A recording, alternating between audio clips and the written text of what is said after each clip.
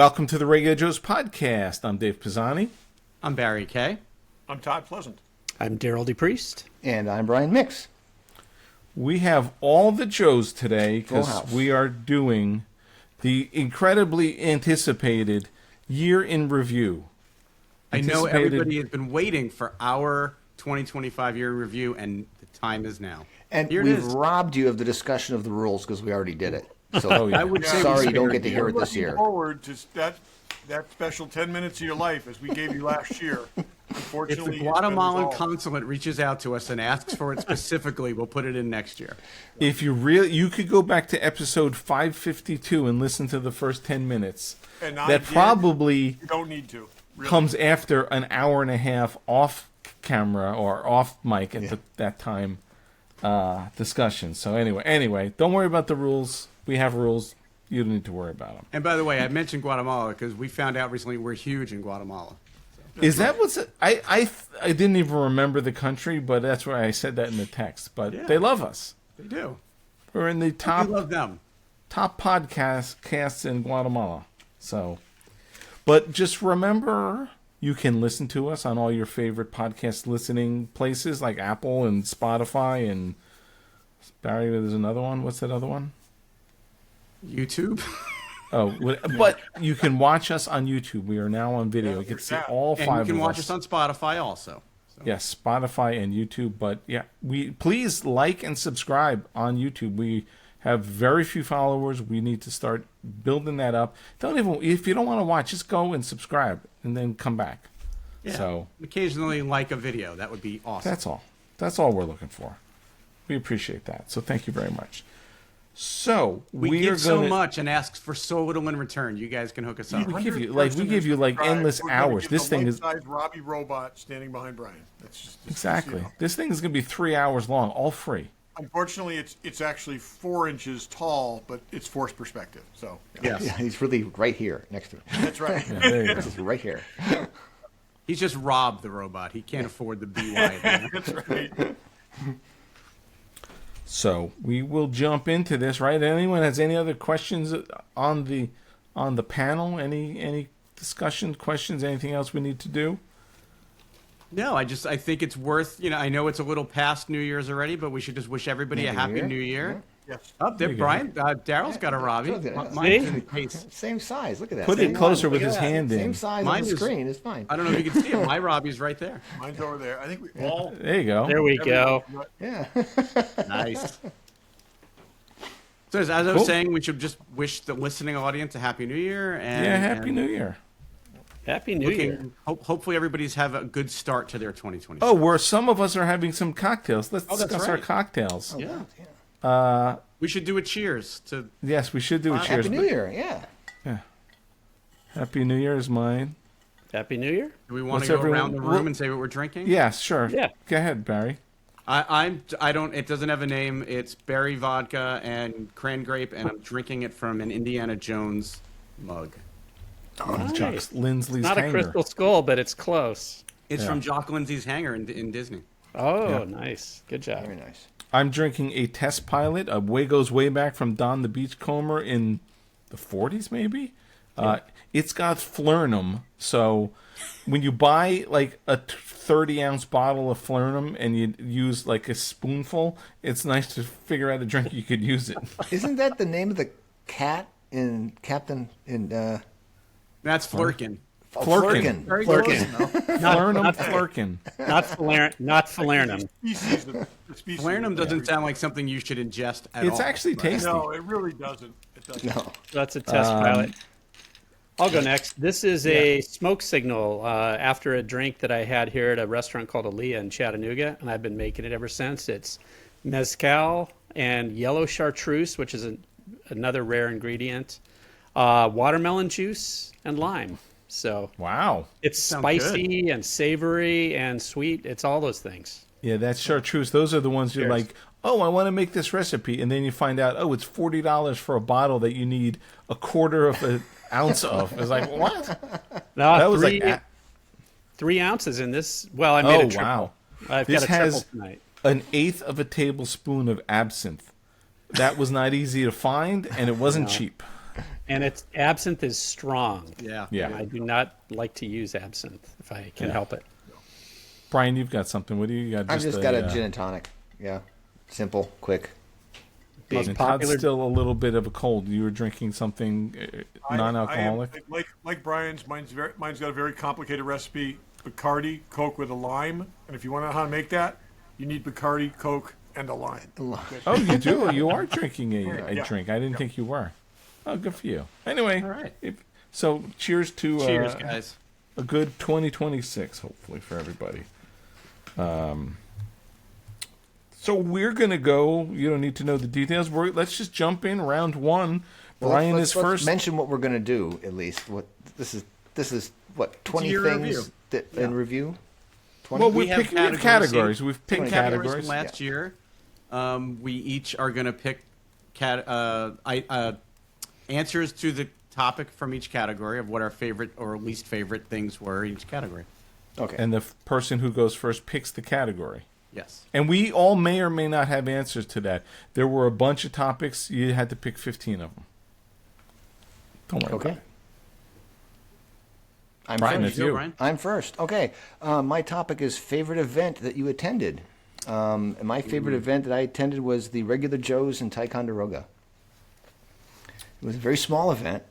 See, I didn't consider that an event. That's because I I did. consider that an event. I Brian, consider I it. did. I've got the exact same event, and I think I called it the Regular Joe's Weekend in Ticonderoga. Okay, yeah, Or- yeah, that was my favorite. I event. actually made a category just for that answer, favorite gathering, which is an event. Oh. You have, event is more people, but absolutely, that was the best time. And we That was have magic. Viewmasters to commemorate the weekend. Yeah, it was a great weekend. The goodness unfolded long Yes. after that event. So You get out of awesome. order. Am I up? Oh, we did go out of order. Yeah, go ahead. Okay. I have weekend in Ticonderoga. Oh, Yeah. So Who's next? Me? I Barry think is it's next. unprecedented that we're Yeah, I mean, I similar to last year. The only thing that beats out the weekend in Ticonderoga was my week at Skywalker Ranch. But my second thing on my list was the week in Ticonderoga. And all please right. don't be offended, guys. But okay. Did you go in 25? I went in last January. Yeah, Oh, I was there. It was the longest trip I had there. We were there for like 9 days, and we had some amazing If I dinners could- and lunches. Still with an people. if I could backtrack, so while I had Ticonderoga as its own category, I did have Terrificon for favorite event. Todd, Barry, and I went to Terrificon in Connecticut, and we met Titus Welliver. We were supposed to have a 10-minute conversation with him that turned into an hour and a half, which then turned into, we had him for 3 hours on our 600th episode. So that was just, I think, the best interview we've ever done, and I think we met another one of us. Definitely one of the best, and we've got plans to get together again. So that'd be terrific. Yeah. Yeah, Yeah, this was a very Terrificon hard is my- category. Oh, sorry. I was just saying this was a hard category because this was a year that we really got to do a lot, and we got to do a lot together. I also had Wonderfest as an honorable mention because I know yeah. Darryl wasn't there, but the other 3 or 4 of us were, and Yep. I had such a good time there. I mean, it was did hard too. hard to pick this year. For sure. But And Rhode Island. Yeah, I had both Rhode Island. I basically my 3 were Ticonderoga, Rhode Island, and then Wonderfest. So yeah, yeah. or Lots of Terrificon. good Sorry, stuff. Terrificon. Yeah, Yeah. lots of good stuff. Okay, next category. We'll start at the top. Favorite movie. And I looked through the list of 25 movies. There's like 300 movies, and I've heard of like 30 of them maybe. There's so many things. And it didn't even include TV movies or anything. But I got to go with Superman. By far, of all the movies I saw, I loved Superman. I've seen it twice. It gets better every time you see it. I'm just so thrilled with Superman. All right, Darryl, you're next. So my pick was also Superman. Awesome. Revived the DC franchise. I can't wait to see more, especially Supergirl.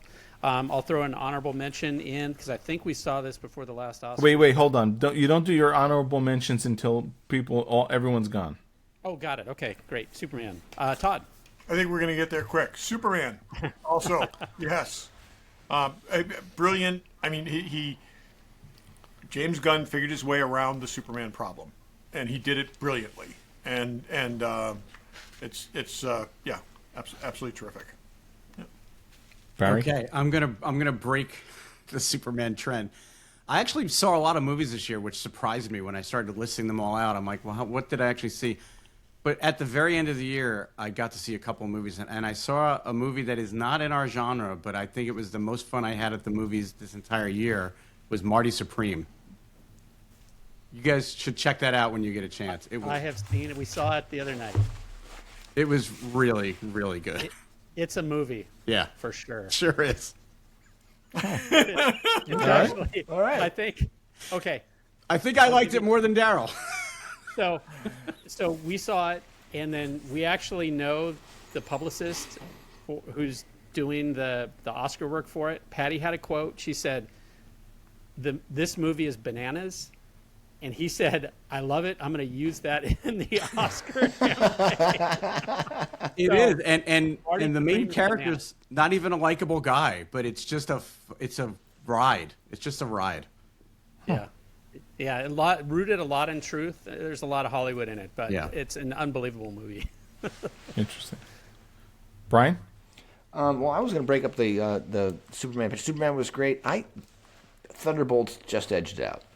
That's I my like number Thunderbolts two. a lot. It was really a lot of fun. That is my And when that little kid disappeared into a puff of smoke, that's the most amazed I've been in a movie in a long time. Yeah.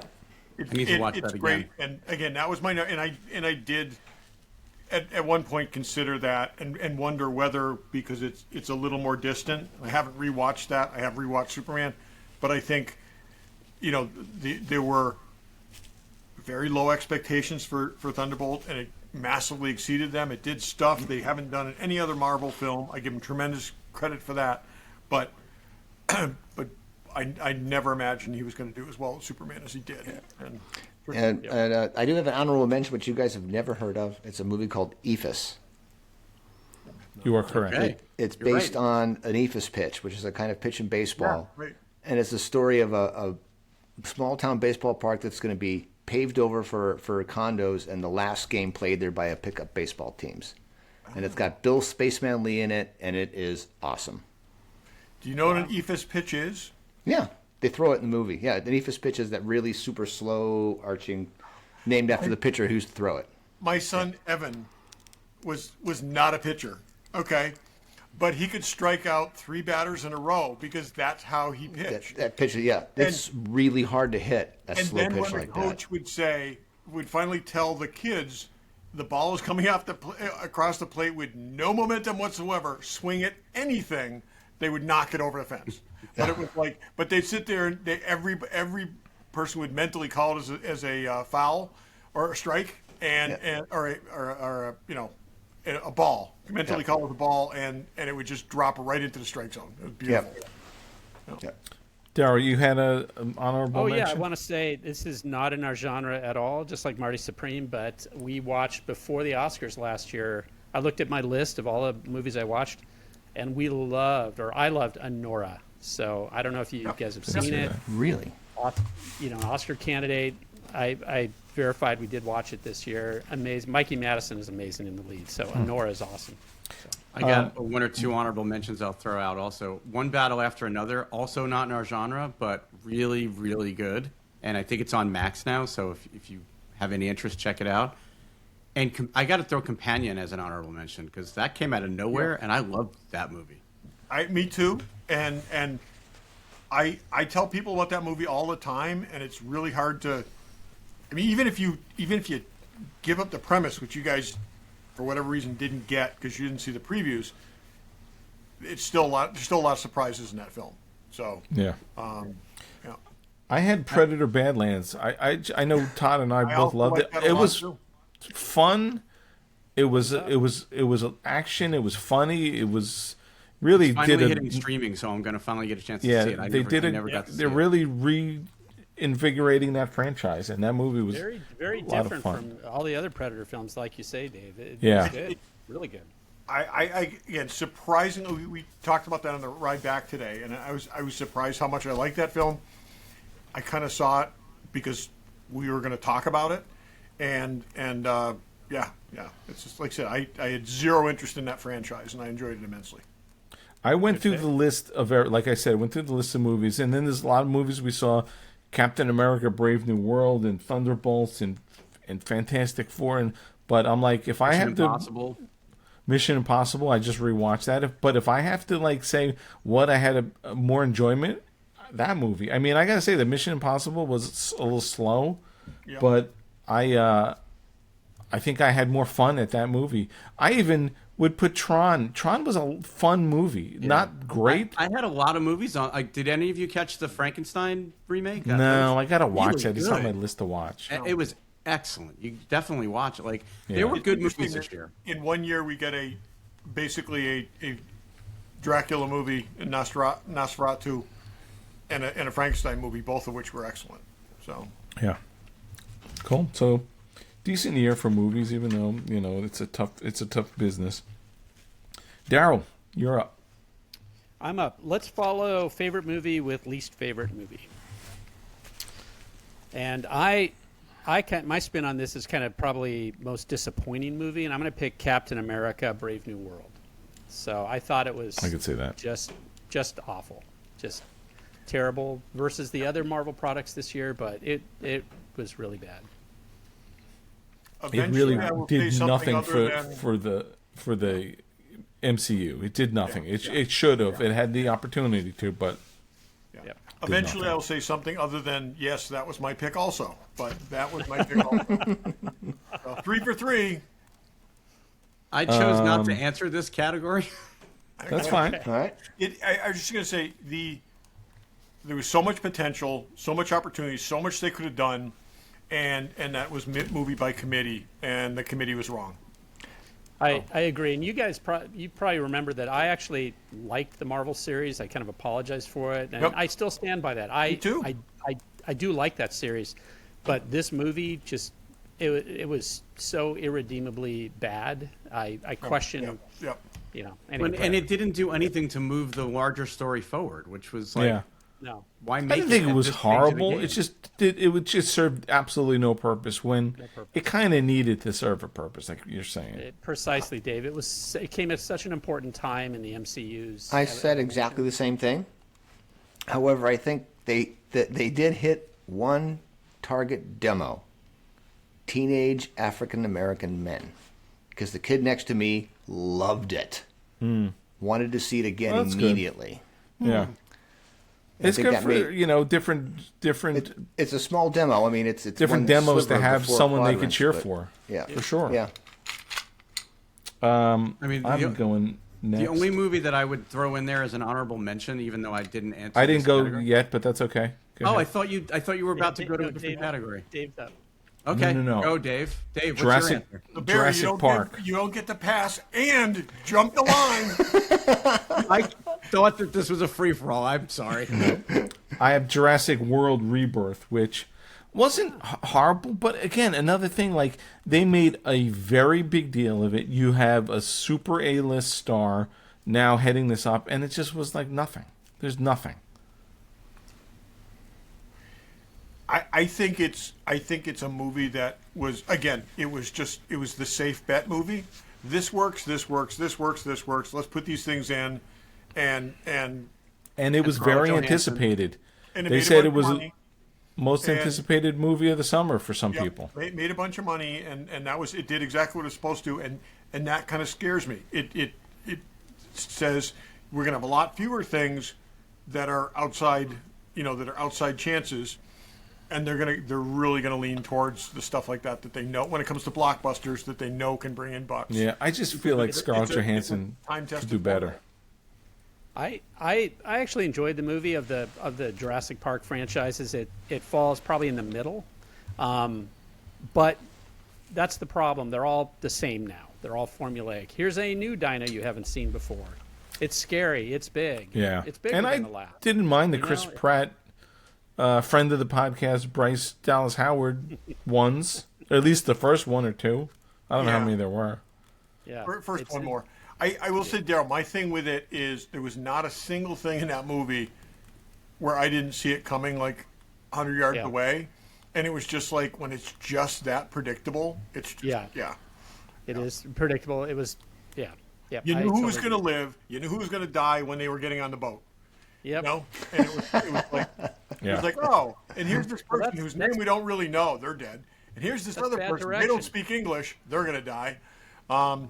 They need to surprise us. But yeah, it just didn't advance the Jurassic Park franchise in any way, other than I thought Scarlett Johansson was, I loved her in the role, but Yeah. She's good in everything, but she's better than that. She doesn't need to do that.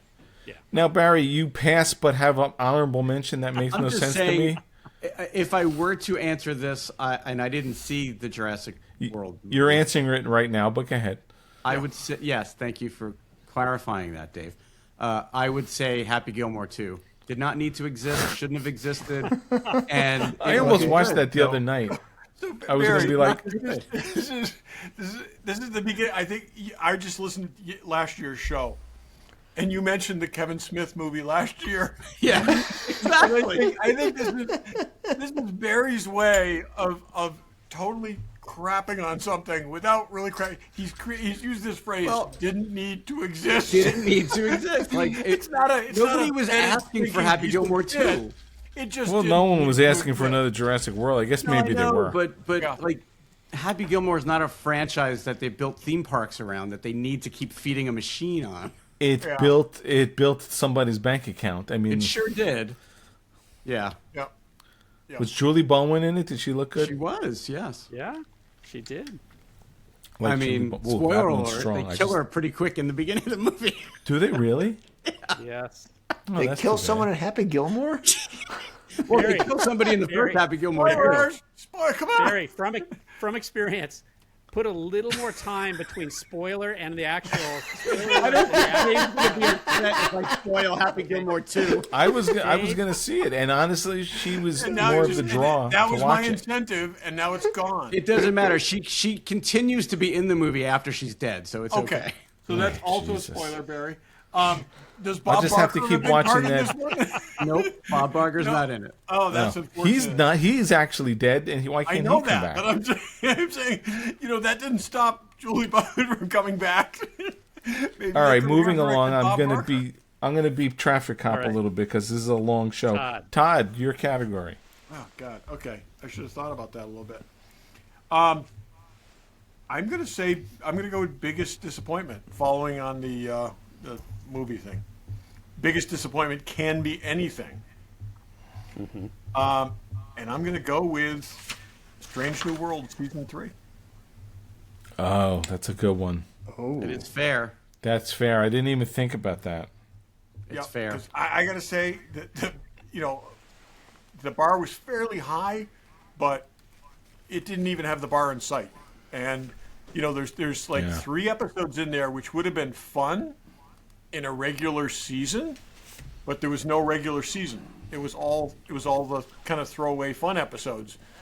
Somebody somewhere has a plan. I just have no idea what it is. And we've been saying, well, Star Trek has been generally disappointing, but thank God we have Strange New Worlds, and now we don't even have Strange New Worlds. Again, it wasn't terrible. It was just disappointing. It was just It like should I have just been- it kept deserved waiting to for be my better. show to happen, and it didn't happen. Yeah. And Good point. Yeah, so that's my thing, and I do have an honorable mention slipping at the end, but anyways. Barry? Okay.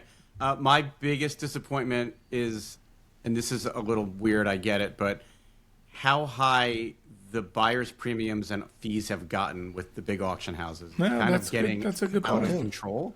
25, 30%, and then you pay taxes, and then you pay other fees, and then there's packing fees and shipping fees and tariffs. Julian's and is like fees. 28% or something. It's crazy. Yeah.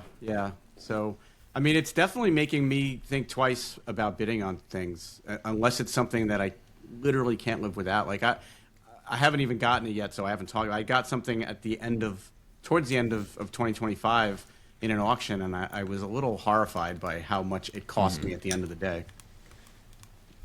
Fair enough. Brian? Those are both great things, but I passed on this one.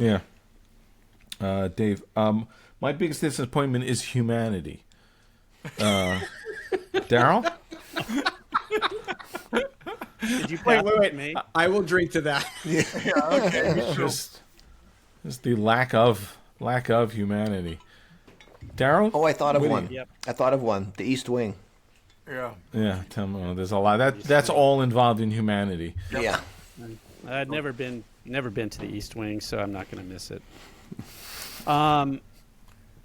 Okay, so it's fitting that I'm probably last in this one. My biggest disappointment this year was the loss of someone who is a giant to me, and that's Alan Hassenfeld, who passed away way too early. And as a matter of fact, I was getting up the nerve to call his office and see if I could schedule an interview this year. And Ace and I were going to go out and talk to Alan, trying to get him on, on record for that early adventure team history. But Oh, wow. it is No. not to be. Alan passed away way too early, so we'll miss you, buddy. He was an amazing guy and a great, personal mentor to me in a lot of respects at Hasbro. So Yeah. No. rest in peace, Alan. Yeah, that's a good one. I mean, that's not a good one. I mean, yeah, that's meaningful, not like Heartfelt one, yes. ours. Someone had an honorable mention. I'll pass. Let's go. I'm not going to tack on the end of that. Yes, Let's go. good. Yeah, Fair enough. I had an honorable mention too, but I think you're right. Let's just move on. Well, I think Alan would want us to have fun, actually, so I'll drink to Alan. Yeah, let's because drink to Alan. He was Yeah, a thank kid at you. heart, right? And it's all Yep. about fun. So, Todd, tack onto it, because if this is all fun, man. Got to do your upbeat number after that down story. Yes. Okay, so I'm going to put this, and this is going to be a weird one. This is a weird one, because this is a show that has 90% critic rating and 81% fan rating. But one of my biggest disappointments this year was the Murderbot Diaries. I was so looking forward to that show. I was so excited about it, and it so pales compared to the source material that I couldn't really enjoy it. And I know other people who did, and again, it's I didn't highly even finish rated. it. And they're bringing it back, but Todd, that was my number 2 as well, sir. yeah, I just like I said, yeah. Again, the books are some of my favorite recent sci-fi, and this was just not that. It was plotting, and no, just like I said, huge disappointment for me. Okay, Barry, you're up. Next round. Yes, let me find my category. I am going to go with favorite action figure under $100. And I'm going to cheat because it's not just one, but the Hasbro Retro Collection box set that came out this year was 6 figures. 5 of them were brand new, never released figures, and the whole thing together was like $60. So it was a great deal for 5 retro style, vintage style Kenner Star Wars figures that were never released, and that to me was a great deal and a really good box set, and well under $100. Great pick. Good pick. Brian, do you have that? I do. My American flag figure. Yeah. Yeah. A little bigger than 3.5, but yeah, the American flag figure. Also a cool pick. I passed on this. I didn't buy anything. Daryl? So Geez, I'm Daryl, did you buy any action figures under $100? I have a main and an honorable mention. I could have 10 honorable mentions. Yeah. My main is the Superpowers collection from McFarlane. Was fantastic this year, and my favorite wave, which just I think fit under 100, was a wave with Deadman, Animal Man, Nightwing, and Cyborg. And these are all, except for Cyborg, these are all unmade figures from the original Superpowers line, but they go right on the shelf next to them. Phenomenal figures. I sent a picture of this to Todd. I said, I cannot believe, It's just the awesome. times I'm living in. They're just so good. And then I do have an honorable mention, but I'll leave that. Yep, save that one because I have one too, but let's see what Daryl, that was also your pick from last year, by the way. Was it the same figures? No, I'm saying the Superpowers line. So Superpowers collection. Yes. So It's so good. When we were at WonderCon, I picked up a little 3D printed figure, the Dummy 13 figure. Okay. And I think it was $9 or $12, something like that. I bought a couple of them. I have since 3D printed about a half dozen. Oh, of yeah. them. You make a little army. I bought a pack of. This is a 10-inch one that I 3D printed. Oh, wow. Okay. I freaking love these things. It is like the best stress management tool that I've ever found, because when I'm getting pushed over the top, I just go in my office, I take out 5 or 6 of these things. They will hold any pose that a human being will hold. They've got tremendous articulation. They do get loose over time, but then you just print another one. It's like I said, I absolutely just love these things. I've designed His axe. 2 axes. Yeah, I've designed 2 or 3 different weapons for them that I posted online that people have downloaded. One of them was a pulse rifle, so there's now a nice. pulse rifle for the Dummy 13 figure. And people remix these and do a bunch of really cool things with them. There's actually a neat C-3PO version. But anyways, yes, almost free. Okay, if you got a 3D printer, you can just So wait, the ones you bought those are the ones who 5 inches. Those are 5 inches tall. But did they?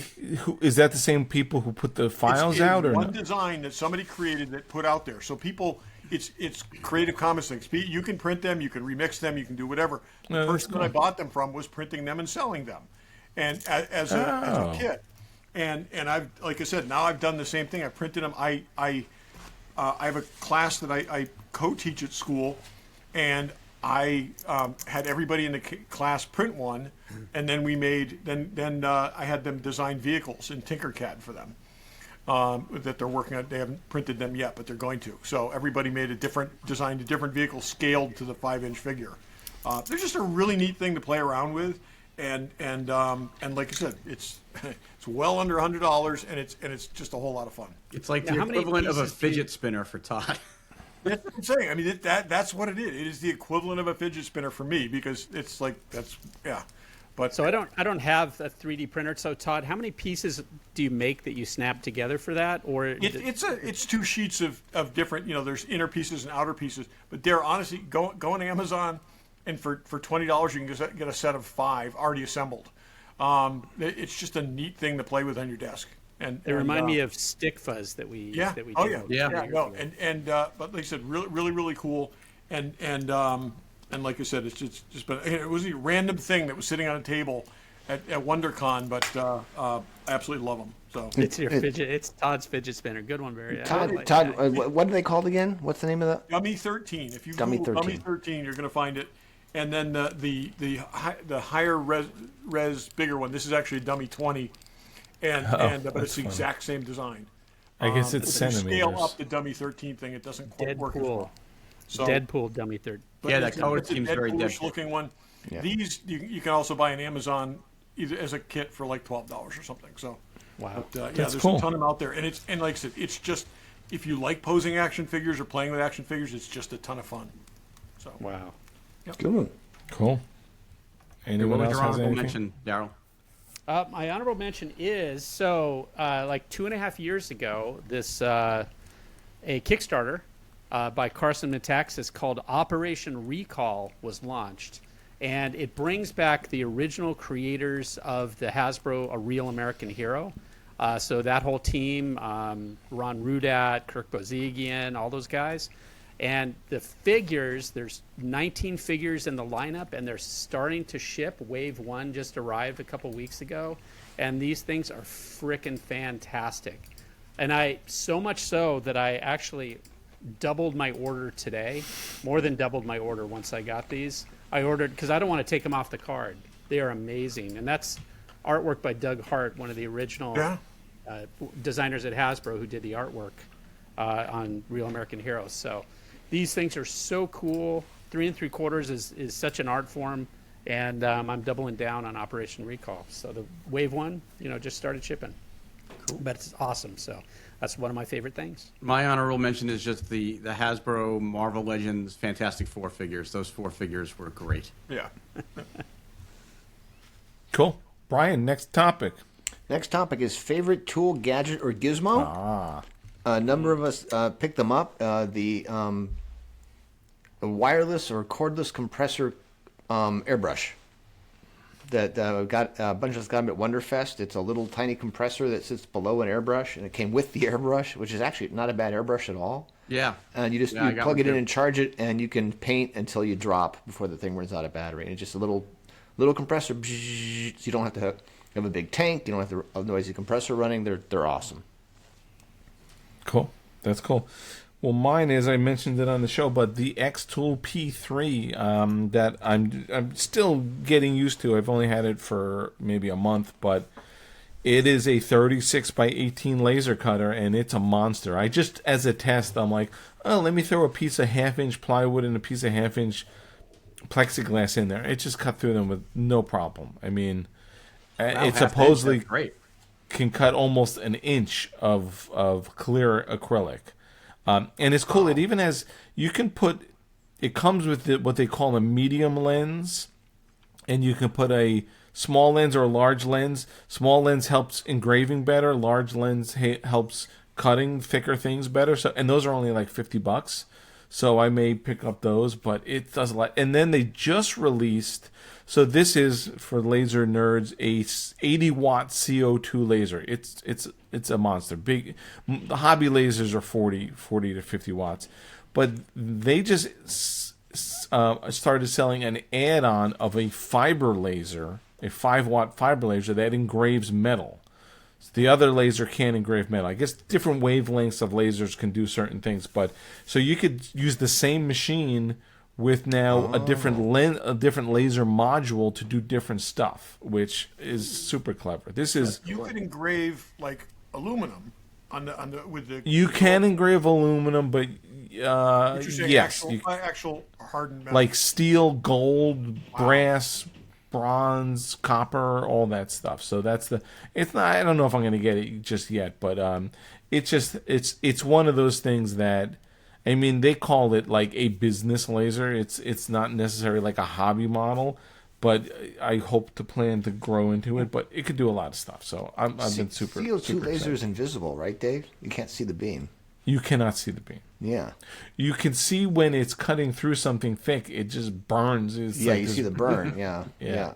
Yeah, it's cool, but yeah. But there's I've been- no glasses you can wear to protect you from a CO2 laser. No, it's funny. This, I think this one has, it does have a smoke glass to just, but and you can't I know someone who's like, oh, all you got to do to operate it with the lid open is put this thing. I'm like, why would I want to operate it with the lid open? No. I don't want to do that. No. But anyway, so that's been awesome. Daryl, I'm skipping this category. Todd.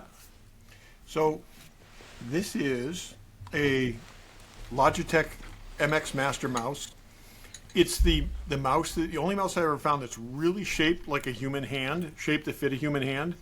It's also got 5 buttons on it that are in places where you would actually use 5 buttons, which is like this paddle here where your finger rests is actually a button.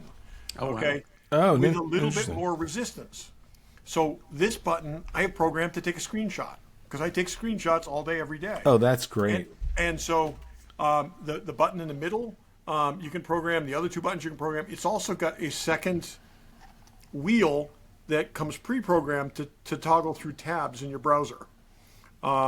Anyway, it's really, really good. I spend a lot of time using a computer. I'm not a trackpad guy. I've never really, I'll use one on a laptop, but I like a mouse.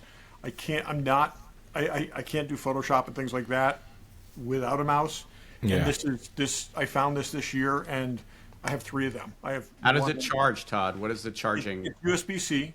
Okay. And Is it on the bottom? On the bottom like this? it is not. In fact, I have used it when I needed to. I've used it plugged in. That's the way to do it, It's yes. a great design. But I have one at work, and I have 2 at home. I've got a Mac and a PC side by side, but it also toggles between 3 devices. Oh, So if you nice. flip it over. Wait, what's the name of it?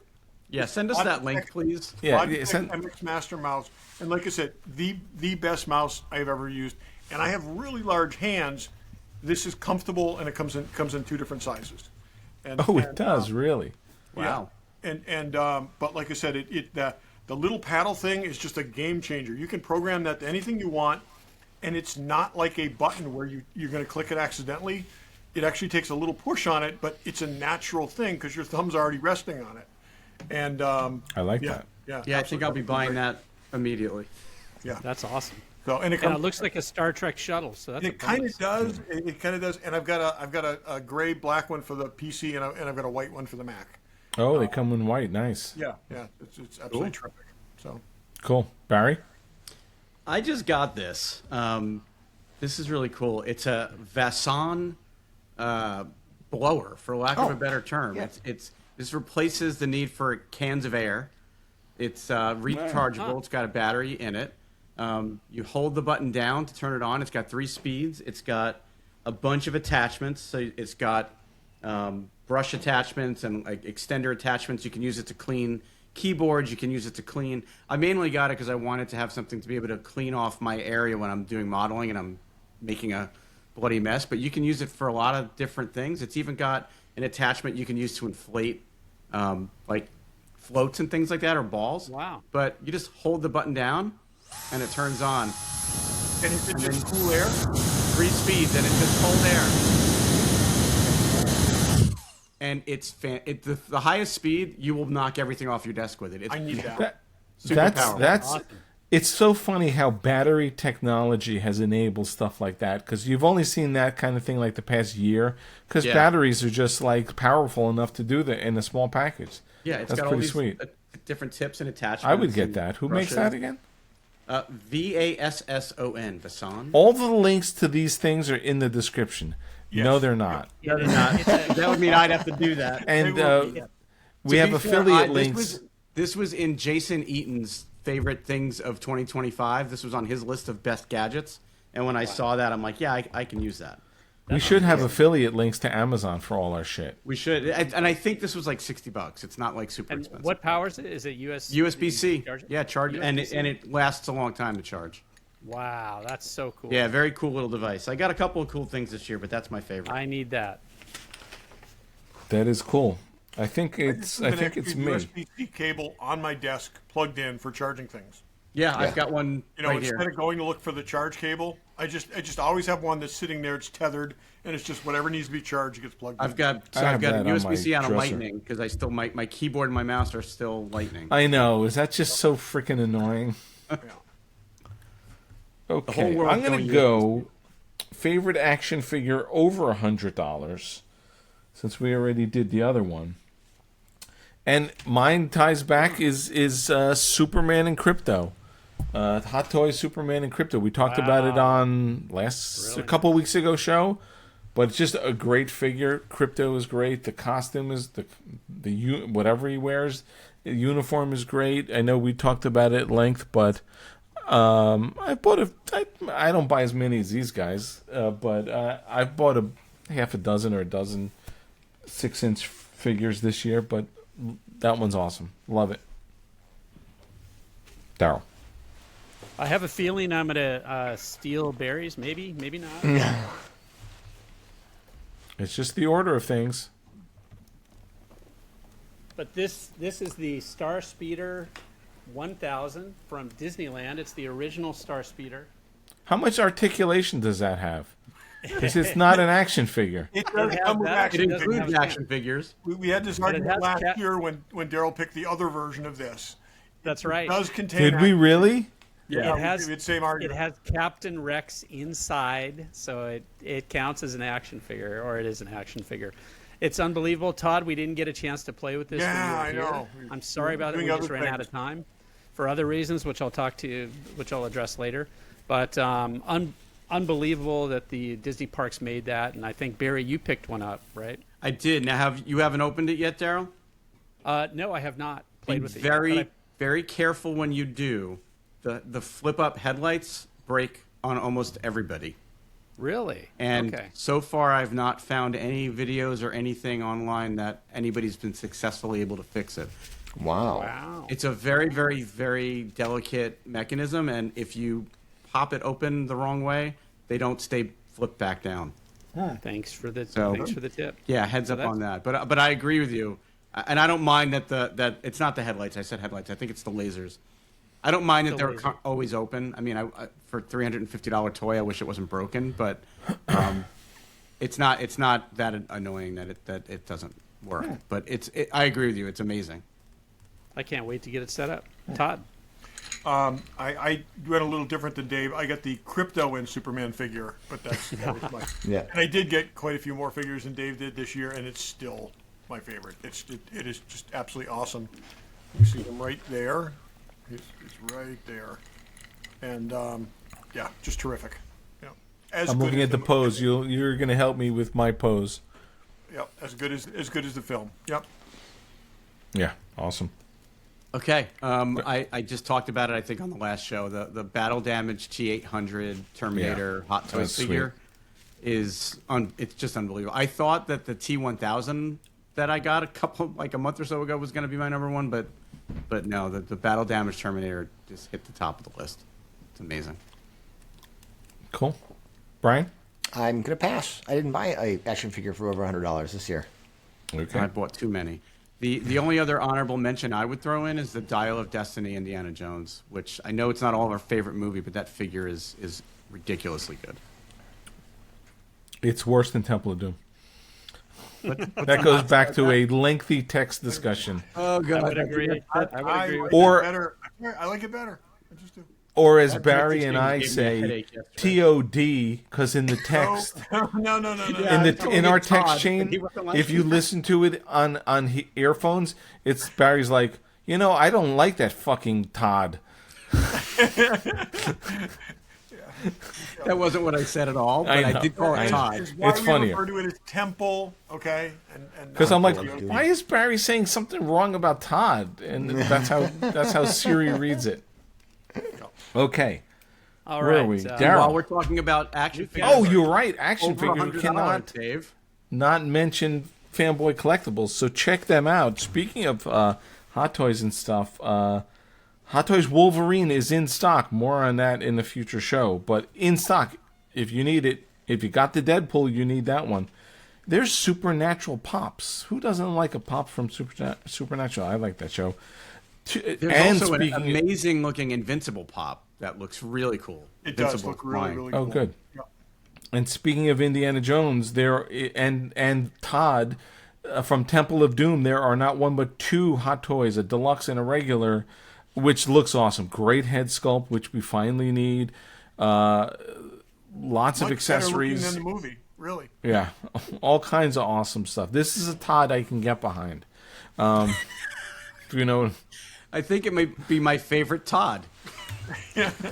but they have everything you need. Yeah. It's post holidays. You have that sort of I need more gifts. Buy yourself something. Or take back that ugly sweater you got and put the money towards a cool. Someone gave figure. you money. Someone didn't. You spending your own money. Whatever. There's plenty of things to get. Self-care. They get everything you need. This is the group for self-care, no doubt. Pops and Sideshow and Hasbro and Kotobukias and statues. There's so many statues. Make 2020, if you're an action figure collector, make 2026 the year you buy a statue because they are awesome.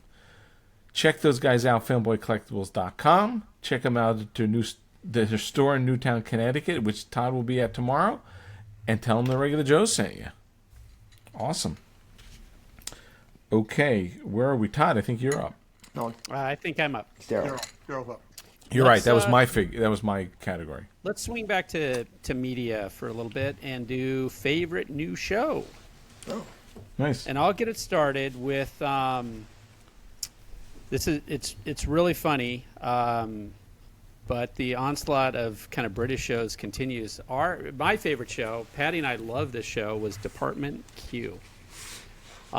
And we thought, when we were talking about it today, we said, Patty thought it was written by Mick Herron. And we're like, no, that was Down Cemetery Road, which is another great show, but not Department Q, which is written by another British author. So Mick Herron, who wrote Slow Horses. Who wrote Slow Horses, right, books, exactly. yeah.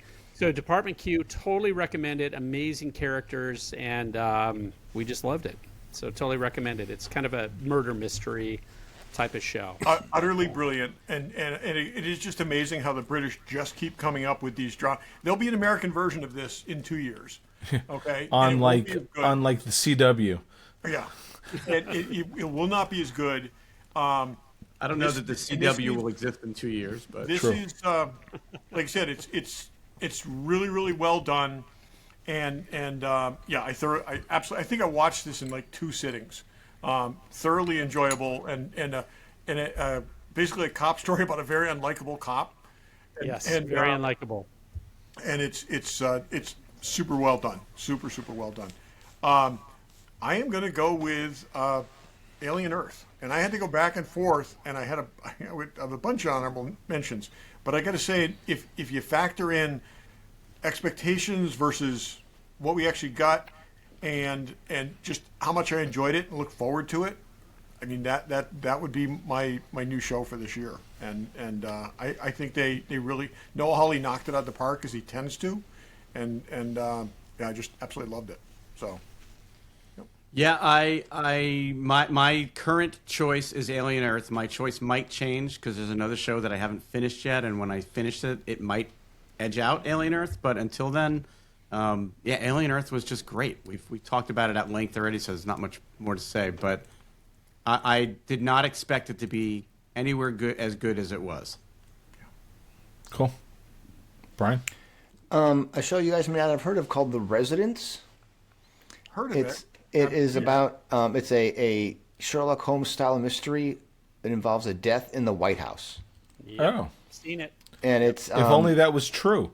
it's Sherlock Holmes like mystery. Well, Wait a minute, because wait a minute. except Did you just say that the president dies? Because No. I've been No, I've that's been not what I said. relentlessly chided for giving away that spoiler. there's a I there's would only if only that was a documentary. in this show the president is gay, and the Sherlock Holmes character is a black woman, Okay. and I've it seen is the previews for it. fantastic. Okay. Cool. I knew Alien Earth is definitely up there, but I figured I would pick something different. The studio was great, funny. I look forward to seeing it every week. You know, that's how the judge is like, Great pick. when is this coming on again? Did I miss it? On my list of honorable mentions for sure. Yeah. Yep. So Love it. You love that inside Hollywood stuff, don't you? I do. Dave? So, I do. yeah. It was done so You've been well. there. Yeah. You've been there. My honorable mentions were everybody went right. Yep. We're all. I mean, it was Pluribus, Studio, and I had a hard time going back and forth between Pluribus and Alien Earth. I really did. It two radically different shows with a science fiction angle to them. Everyone should watch Pluribus. It's it's like I said, it's different than Alien Earth. Did a great job of doing exactly what they could with the the premise that they had. This takes something that's way out there and takes it way further than you can imagine, and it's very, very cool. And if you're a person who's not, how I put it this way, a big liker of other people, you'll relate to this. And But why do you say I can't watch it? Because I am not. I think that's the only level that you're going to connect with it, Dave. Dave, I really think don't. Dave would actually like it. I'm gonna dial that Because back a little Okay. bit. I I hate don't think so. people are We'll see. overrated. That was obviously only- the show I was referring I'll to. quote that- General Ursus: "The only good human is a dead human." Well, you may again, like I said, I would love if we all watched this and we talked about it, because I think Vince Gilligan did something here that is radically different than anything anyone's done exactly, and it takes a lot of like misconceptions, and like a lot of what you think is happening isn't really happening, and then once you know what's happening, you have to constantly reassess how you would be in the position of the protagonist. And what It's definitely a show that every week makes you think, what would I do in this situation? exactly, and it does that so well, and I think he did that. He accomplished that brilliantly in Better Call Saul, working back and forth between the two characters, where you could seesaw back and forth between the two and say, "Oh, I totally wouldn't do that." Boy, the right to do. It was like here, it's one character, and it's done extremely well. I haven't seen it yet. Patty, this is a show that I have to watch with her, but I think she's softening Yep. on it because she's heard so much critical acclaim about it. So I'll add that to the flames. All the episodes for season 1 are out now, but we had to. I think we're 2 or 3 behind, and we stopped because there was so much else going on around holidays and New Year's, but I'm definitely got to catch up, and I'm And I would loving say, it. So. rarely are there shows where I would sit down. I watch it every week the night it came out, and I did with this show with like scheduling exceptions. So Yeah, my honorable mention I'll throw out was Your Friends and Neighbors, which I actually Yeah. thought was really good. Like I enjoyed. I had that too. I Yeah. enjoyed that a lot. I enjoyed a lot of. Really enjoyed that. Yeah, for sure. Anybody else have any? All right, my honorable mention then is Paradise. I actually thought that was really good, and I'm a little worried that the second season isn't going to be as good. But President thought it was- dies. Yeah, the president dies right at the beginning of the first episode. Todd, Todd? you're round. yeah, I am gonna go with favorite prop replica, and I thought a lot about this, but there was no reason to.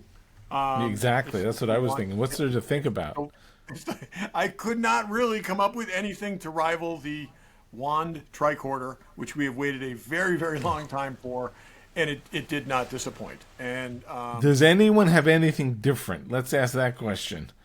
Oh, you I do? knew Number Brian one, would. no. I Knew do have Brian some- would, but I'm saying for obvious reasons. But I'm saying that how long did it take us? A decade to complete this? It took landing us a park? very long time, but they did not disappoint. They They really not. did a great Every job. one of these three things are superb, and they all fit well together. They did a great job, and Meanwhile, for all it does this and it does that and it does this, it sits on the shelf over there. You know what I mean? I played with it for 20 minutes, and I put it on the shelf.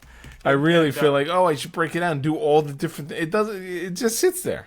You can use So- it as a compass, Dave. You should use it when you go hiking. Yeah. You can Occasionally, bring I it take to it to work. Ticonderoga like I did with mine. Yeah. You know, that's, Occasionally, I take it to work when I don't want people to bother me, and I just walk around like I'm taking sensor readings. But Yeah. That's you a know, good idea. I wish I had one, and I hope they come through like they say. Like they were so optimistic in the follow-up email. They were going to say yes. StarTrek.com was going to send them. StarTrek.com. Yep. Affiliate link in the description. Brian, So you have it's, something different than the Yeah, rest of us. I had the Muds women necklaces. I thought those were fantastic. I was disappointed with those. Really? Because I really like them. I made my own, but that's besides the point. But they only light up in the box. Like, come on. And because you wear yours all the time. Don't I don't tell me even they wouldn't display sit 'em. in a box on your shelf anyway. Where's I mean, to mine? be fair, Dave, mine- the ones you made didn't light up at all. Hey, look, I like yours. The don't ones get me I wrong. made sit on Bear, my. yours didn't light up. No, did yours light up, Tom? Mine light up. Oh, the one. Well, I only made myself a light up one, but it's got a lot of crap behind it. You can't wear it. Yeah. Anyway, I know you guys strongly disagree with me, but I would say the Battlestar Galactica blaster from Factory Entertainment, while overpriced, was, I thought, a really good prop replica. at half the price, it was okay. It was Okay, okay. but At half the it's price. the category's favorite, not most affordable. No, I'm just you're saying, and right, Barry, you are. I think it's oversized and very toy-like. I'm glad I didn't pay full price for it. Speaking of those guys and too much money, have they shipped the Strange New Worlds phaser yet? I don't think so. So the show's going to be off before they ship out the No, there's still phaser? 2 more seasons. There's I 2 more thought I saw seasons, people but- online getting them. Okay. I'm glad. My honorable mention. I can't remember if it was this year. I built one from a couple of RPF people, and Yep. it's way less and as You good. mentioned it from last year. Yeah. You know, it's funny. I was assuming that this was commercially available, not like custom. But if customs, then I do have one other honorable mention. But you can go tell. Go ahead. I mean, mine was just an honorable mention. Did everyone go? Yeah, everyone was the tricorder but me. Oh, okay. yeah, That's right. I don't have one in this category, Dave. I don't want remember the anything tricorder. in the last 5 seconds. So, but you had an honorable mention, Barry. What Yeah, was my that? only other honorable mention then is the I'm doing this just to piss you all off. The Willow Wand replica that I have that came from a very Listen, uh, It counts. reputable source, and I painted and finished myself, and it is one of That's my awesome. favorite. That should replicas be, items. yeah, that should be not even an honorable mention. Cool. Okay. Barry, you're up. Oh, okay. All right, I'm gonna go back to TV. Then I'm gonna do favorite returning show. This was hard. There was a lot of good TV this year. When I went through what came out, I'm like, oh, I forgot all about that. Yeah, I've got to go with Andor season 2 for Of me. course. Was that a question? No, I mean I loved it. You guys know I loved it. I loved it more than all of you. And I that's had that okay. before I realized all the other stuff I watched. No, I mean, Yeah. not that I didn't like it. I loved everything about it. I've watched that season 3 times already. I really love it. So Wow, you do love it. Brian? I'm next. So I'll take Todd's. Slow Horses. Yeah. Slow Horses came back and did not disappoint. It was This is fantastic. the part of Every the bit as good podcast as where you're those. allowed to take a nap, listeners. It is a great, great show. Dave is the one who's not Highly, on the highly Slow recommended. Horses, wagon train. It's just the ongoing joke. Yeah.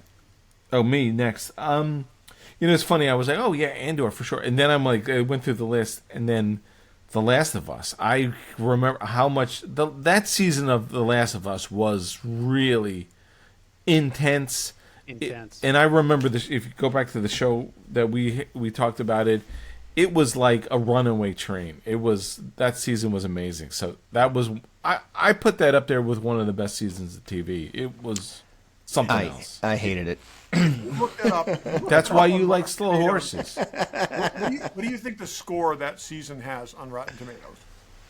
The 2 scores. I don't Critic trust that at and all. user. No, I'm just saying. This really stunned me when I saw this. I don't know what it is. 95% critic, 37% viewers.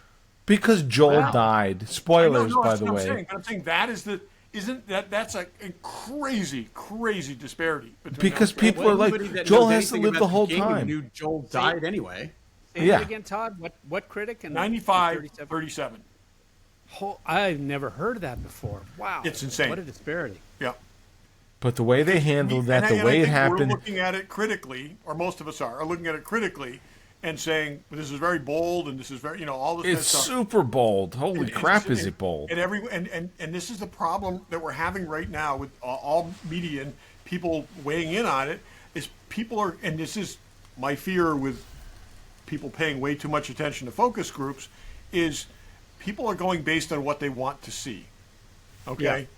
Not digesting what they've seen and saying, wow, that was amazing. They did this, they did this, they did this. They They're should going have by done what their this. No, they expectations didn't. yeah. Yeah. So, but I could see that. People are like, it shouldn't have happened. That is on my It's list. It's a lack of familiarity also with the source material, which I wasn't familiar Yep. with, but I accepted it. Yeah. Yeah. Because it's accurate. It's accurate. Yep. Daryl, you go all next. go?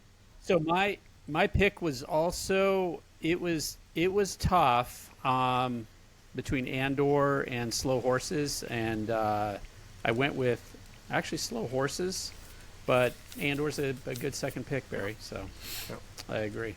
And Todd, you're next. Okay, I went back and forth between Andor and Slow Horses, and now I don't really have to. It's one of those two.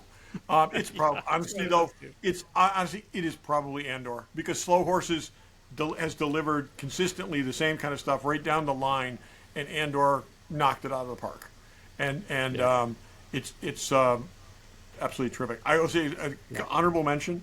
Peacemaker season 2 was great.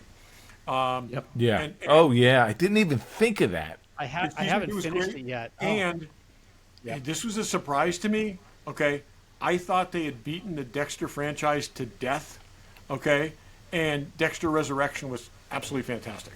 And so, we'll. No, Peacemaker. I go with forgot about Peacemaker. I forgot. It's just so you search like all the new shows of 2025 or whatever, Yeah. and you get a list of like 350. It's just too much to go through. There was a lot of good TV this year. Todd, you'll appreciate this. My son's girlfriend got me a Slice of Life T-shirt for Christmas, which was the name of Dexter's boat. Yeah. Oh yeah. Barry, how far are you into Pluribus? I think I'm either 2 or 3 episodes back. I need to finish it. I'm like 2 or 3 from the end. Have you seen the PSA with the celebrity yet? Yes. Yes. Brilliant. great. So brilliant. Okay, I gotta watch. Totally Just gotta came out of watch left it. field. You just gotta watch it. I can't wait to watch it. I have an The, honorable mention. I can't believe nobody picked this. It might be mine, but go for it. It's Stranger Things. Yeah, Yeah, that was Yeah, my I next agree. one. It's. thought I you mean, would do that. we got to do a show on that or something. But Yeah, it deserves a shot. it was nice to jump back in, and it felt the same way it did 30 years ago when it was First on came last season. a lot of crying. I was not expecting I it to love be as seeing good as it was. 20-year-olds graduate high school. I know. That's the thing. I'm If like, you can- I'm if like, you can- wait a second. you can they put a- graduate 2 years from now. But if you It can might put be my aside the favorite. I ages of think the it's my actors and favorite how they've season aged since the and first. they're aging out of their roles, I think that the writing was great. I think that the storytelling was was great. The visuals were perfect. great. We're definitely going to talk more There's about that. there's things, but it's nice when it's like they came back and it's like, okay, I'm right back into it. So it was When good, we yeah. rewatched all of it leading up to the start of season 5, so Oh, that we wow. would have very Wow. clear in our minds, and Wow. and I'm glad I did because there was only one episode I felt of the entire series that was like I felt was weak, and they tied up and brought in things in season 5 that made me go, oh, okay, now I appreciate that episode even more. So I could see rewatching the first 2 seasons. I could never rewatch the 4th season.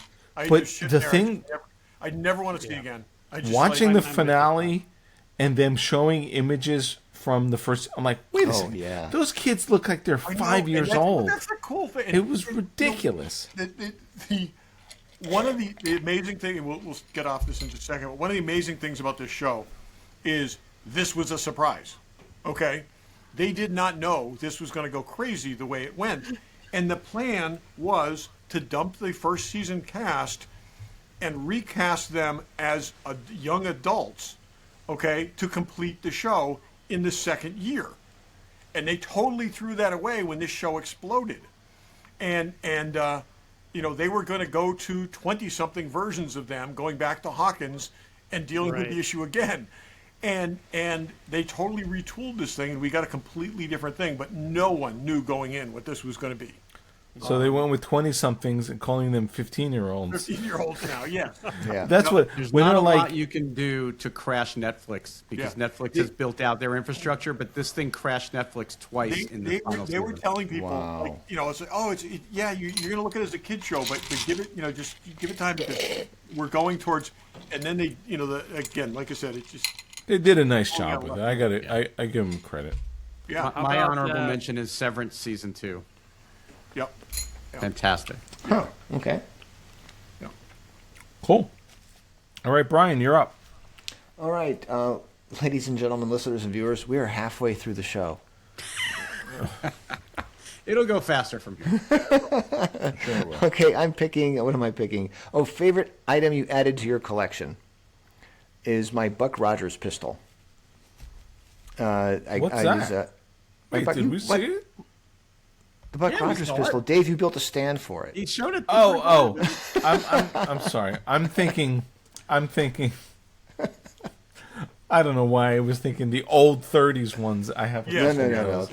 The Gil I don't Gerard, remember anything. rest in peace, Buck Rogers Gil pistol Gerard, that for sure, yeah. I got, which was great because I lost it in an auction and then got it back in a trade, which was really Nice. really Nice. awesome. Yeah. Nice. Wow. I'm next. I tried to spread some of the things I've won amongst several categories, and in this one is my Star Wars Rebel Trooper vest. Oh yeah. Nice. I actually got that in an.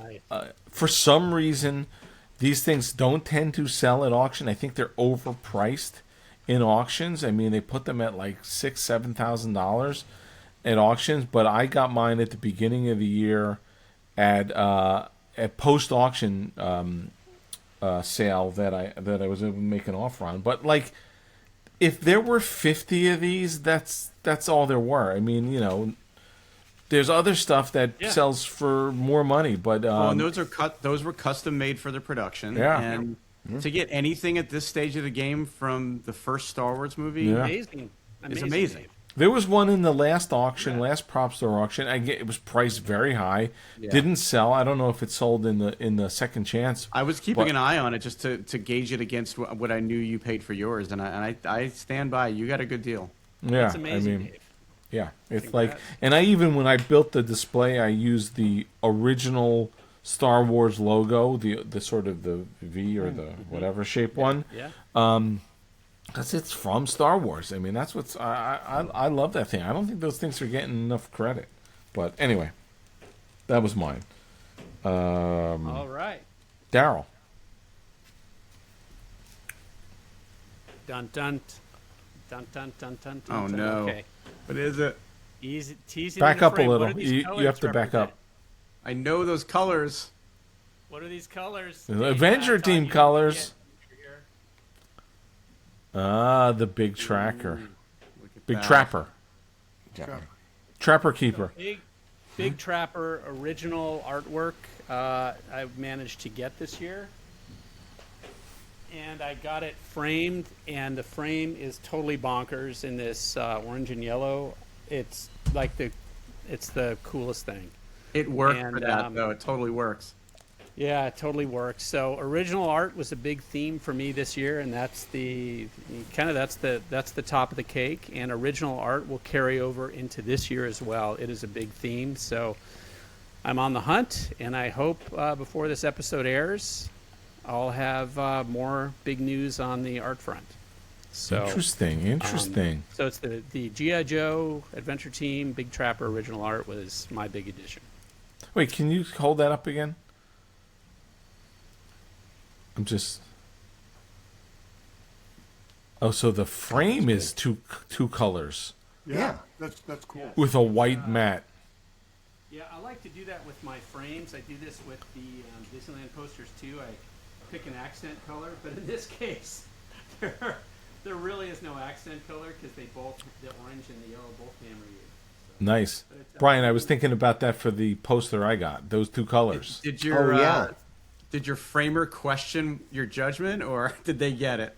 My framer loved it. I didn't even know where you find a frame like that. That's She loved going crazy. So you can do that. I take advantage of the Michaels 70% off sales. Oh, in the really? framing department.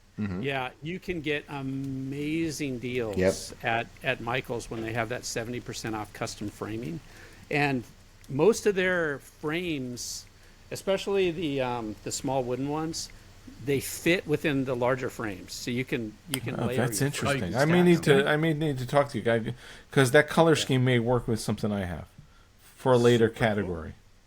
Super cool. Cool. Where are we, Todd? So I'm going to go just like I did last year, and I'm going to go with a firearm. I picked up a 50-year-old Browning High Power, one of my favorite guns of all time, as well as Indy's gun, Axel Foley's gun, occasionally Foley's Bond's gun. Is the gun that shows up most commonly in Bond films, actually. And just I've had a couple in the past. This is by far the nicest one I've had. It's a pristine 50-year-old gun, and I was really glad to add it to my collection. So, Nice. Cool. And you can fire it. and I have fired it, and it's fun to shoot, but it's heavy for what it is, but it's awesome. It's awesome. It's a collectible and it's home protection. And that's right. Yes, and you could club someone with it if you needed to. So, That was a gun that's it's ahead all of its steel. It's all- its time. Yeah. 13 Oh, yeah. rounds. Yep. Crazy. Yep. And again, like I said, Indy had one. Like I said, very famously, Axel Foley had one in Beverly Hills Cop, and it's a ton of. It's a very iconic. So a Serpico was the other one that I always think of when I think of that gun. Oh, Yep. So, yep. Barry. I'm going to go with my Revenge of the Jedi poster. I went into this year with a short list of things I really wanted to add to my collection, and was able to get a few of them, and we'll talk about that later. But I've wanted a Revenge of the Jedi poster forever, and I think it's important to point out on this one, and I am the worst when it comes to this. So this was actually a good lesson for me. Patience is really important, and it pays off, because there was one in an auction, and I was bidding on it, and I got outbid, or I chose to stop bidding when I got outbid, and 2 weeks later I got it for a third of what I had bid for it. So, and it, probably in better condition than the one I was willing to buy in an auction. So, you know, it just goes to show sometimes you have to have a dollar limit and you got to stick by it. And I really, it paid off for me this time. So it's now framed and hanging on the wall just outside that door. And I, every time I come down here, it's the first thing I see. And I'm very, very happy that I got it this year. Congrats, BK. Nice. Cool. Who's next? Brian. No, Brian. we No, I started. everyone went. Oh, you Everyone went first, right? You're Okay. new Yeah. round. You're a new round. New Barry. round, me. That's me. All right, I'll go to my other collectible. So I'm going to go favorite collectible, non-prop, non-action figure, which is one of the other things. I didn't get it in auction. I actually bought it on Facebook. But my rollerball poster. So I got. Nice. We talked about it on the show, but when the rollerball came out 50 years ago, they sent posters to the movie theaters that were like actual matches. I have a Houston versus Tokyo poster that is like a match poster, a rollerball match, and ironically, it's yellow and orange like Darryl's thing. So that's why I'm curious about that color scheme. It is it's done being restored and linen backed by Poster Conservation of Bridgeport, Connecticut, not a sponsor. Hopefully we'll talk more about them soon, but I'm picking it up next week. It was actually in pretty good shape, but that poster always comes folded. It is a folded poster, but I had it linen backed and flattened and everything, so I'll show that on a future episode. I'm excited to pick it up and have it framed. Or frame it myself, probably. Yeah, yellow and black might be a better choice there. Dave. Yeah, The I may go Tokyo colors. black frame, but yellow a matte. yellow and orange double matte. That's Oh what. boy. Okay. Yeah. I actually like the double frame more than I like the double matte, and we can talk. I've never about- seen the double frame. I didn't know they could even Yeah, do that. they do it. I do it all the time on the Disneyland posters. Yeah. That I have, and it looks spectacular because it just picks up a little bit of that color without it being a matte.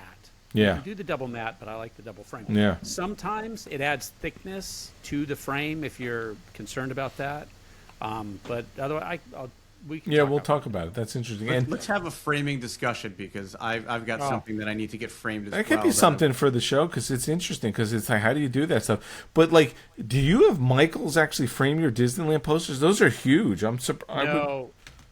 No, I go to a specialty framer for them here because of the size, but I have Yeah. Michaels do a lot of other stuff. Yeah. So I have Michaels do anything that anything outside the Disneyland posters. I have Michaels. It's, Do they they're do small. plexi for the glass or is that actual glass? They do. They do whatever you want. I think because of the size, that's the plexi on the Big Trapper. Yeah. Let me see. Yeah. Plexi. And so it's museum plexi, so it's the UV resistant. Right. Plex. Yep. That's what I would want on what I'm going to get. It, Yeah. Everything should be UV resistant. Yeah. Everything. Yeah. And the secret, guys, is that they bought out Aaron Brothers. Aaron Brothers, and the framers are all Aaron Brothers people. Yep. So they're Oh, I good. didn't know that. Yeah, I have them do all my stuff too. Yeah. I've been cutting my own mats. I have a project for something I won't mention on this show that needs a very, very intricate mat, but I'll cut my own mats. I have a home mat cutter. As you would think I would, wouldn't I? Of course I do. would Why think wouldn't you I would. have a mat As cutter? one would expect. Yeah. Is it the one you've had since childhood that you've kept all these years? Or is it... What the clown? The clown with no body? Is that what you're referring to? Because I I'm just saying do. maybe you've had a mat cutter since you were a kid. Oh no, I thought you meant no. No, that's more recent. But I do have a clown. My mom painted a picture of a clown. Oh, God, I And it remember has that. a big clown head and no body. And then when I was like 4 and maybe had a fever, it would freak the shit out of me, and then she'd have to cover it with a towel. And I do have it in my closet right here. I should didn't put you, it up. Didn't you publish that on a previous show? I 'Cause know probably I've did, seen it years ago. Yeah, I know I've seen it. It It's is terrifying. freaky as Yeah. shit. You Well, can I'm just overcome gonna say your that fear we're- if you open the closet door. We're going to be at your house tomorrow. Please keep it in the closet. I don't want to see it. I'm taking it out. I am taking it out. But anyway, So yeah, I'm excited about that roll poster. So that was me. Daryl. What did we? Daryl. Oh, it's my category. No, it's not your no. category, right? It's your Oh. favorite collectible non-prop, favorite- non-action figure. Favorite collectible. Oh man, Christmas gift or from a kid or something else. Let me go with something else. Actually, this is another piece of art. Art works. So I mentioned this on a previous show that I bid in a heritage auction. It was Yes. Yep. pretty cool heritage auction. So I love Ultraman, having watched it growing up in San Diego. We got the West Coast feed, and this piece of art came up in a heritage auction, and they said it was from season 2 of Ultraman. And so I'll show you the picture. But it was, Nice. So this is Ultraman versus I forget the name. It's like the oil monster. Suction cup turtle. Yeah, suction cup oil monster. But it was actually 2 pieces of art, and I'm going to pan over. Oh, Oh, look at that! So I got- Wow. So I got this frame, and it's on a very cool silver mat. It's Yeah. a big ass wide frame. It's another Michaels frame. Wow, They're not a nice. paid- They're not a paid sponsor. Not a paid sponsor. I go there all the time though. But my my favorite gadget should have been Google image search, because I didn't know what this was, and I knew Heritage got it wrong because they said it was like for the production of season 2, and it's not. And I knew it couldn't have been because of that sepia second image. I'm like, that's weird. Why would there be a 4-color image and then largely a 2-color image? So I looked it up, and they identified that it was from a book and record set that was released in Japan. So it kind of was from season 2. It had all the monsters in it, but this is the original The centerfold. corresponding book and yeah. Yeah, So the that's original centerfold like illustration. artwork. Yeah, Yeah. it's the original artwork. So it's the centerfold illustration plus the following pages. Oh, that that's had, cool. The like the science team that that helped them. So it's actually, that's why I framed it that way, and it reads from left to right. So it actually, the preceding story pages are the sepia toned ones. The following one is the full color one. So I had it framed left to right, like it does in the book and That's a records. big We were frame. using What's a the size of Google that Translate frame? on an iPhone to translate the Japanese and actually read it. It was very cool. Yeah. Todd was there when we did it. It was really fun. So that was really good. So that's kind of my That's one of my favorite art how, pieces. How big is that piece? That's a big frame. It's a big ass frame. It's like, I want to say it's like almost 30 or 32 inches wide. Something Yeah. like that. So, That's cool. but so that's my favorite edition. I've got an honorable mention if nobody else does. No, we didn't go through everybody. Well, no one's gonna have the same thing. But go ahead. Oh wait, I think this is Dave. Is it No, your it category? was you, but you can honorable. We don't all have the same things, so this one's okay. Go ahead. Yeah. So my kids gave me for Christmas. It's this Lego That was mine. Lego Japanese Maple was Yes, mine. that was totally my pick. Lego Japanese Maple. Lego is just knocking it out with this botanical series, and I think between me getting the succulents and my kids getting me all the Japanese ones, the bonsai, they've nailed it. So that's me. Todd. All right, Todd. Okay. So I screwed up. I answered this question with the last question. Okay. So I actually answered favorite thing that I added to my collection I said favorite collectible non-prop. I gave the answer before for favorite thing I added to my collection. I misheard the question. And the reason I'm saying this is because this doesn't quite fit, but I want to put this in. I'm slipping this in late as the favorite item added to my collection. Technically, it's not an action figure or whatever, but anyways, it is the model that Barry built for me, Maria from Metropolis, and it is my favorite addition to my collection. That's a favorite non-prop, non-action figure Yeah, but it's also collectible. not like it's something I could have gone out and bought, and that's why I'm saying it belonged in the other category. Well, it's Fair a enough. non-prop, non-action figure. Yeah, It's a it model. is. But it belonged in the other category. But anyways, it is utterly brilliant. I have it in my office. I look at it every day, and it's beautiful. I have This is like number 7 of my Barry made things, and it's there's like 3 layers of paint on that Barry, like the. Oh, I think there's probably more than that. But I'm saying it's just like there's a luminescence to this thing. It's just Yeah, incredible. I went for like different misting coats of different And metallic different colors light, on that. it's different colors. It's absolutely incredible that you can take a piece of plastic and make this look, like a very elaborately painted piece of metal, and it's just absolutely beautiful. And like I said, one of my absolute favorite things in my collection. I'm very, very glad that you are enjoying it. Yep. And we made a lot of modifications, design changes to it and stuff like that. Yep. All brilliant, and like I said, I think it's even better than it was. So, and everyone who looks at comments on the eyes. In fact, some people look at it and they go, "Ooh," when they recognize the very human eyes inside of it. It's awesome. Yeah. Yep. So, Cool. Mine is also technically a piece of art. I think I've talked about it on the show maybe, but the other thing I went into this year wanting to track down, other than the Revenge of the Jedi poster, was the Howard Chaykin Star Wars poster from 1976, the original poster. And I can't remember if we did it on the air or off the air, but I think I told the story that I got one. Yeah. Like Dave's rollerball poster, mine has been with Poster Conservation in Connecticut getting... Not a sponsor. Not a sponsor, but they're great. They linen backed it for me. They did 1 or 2 minor touch-ups to it. I believe it's not in my hands yet. It should be here tomorrow or Monday. So it didn't. I bought it in 2025, but I'm not enjoying it yet in 2020. Same here. But I hope to be Same enjoying here it with mine.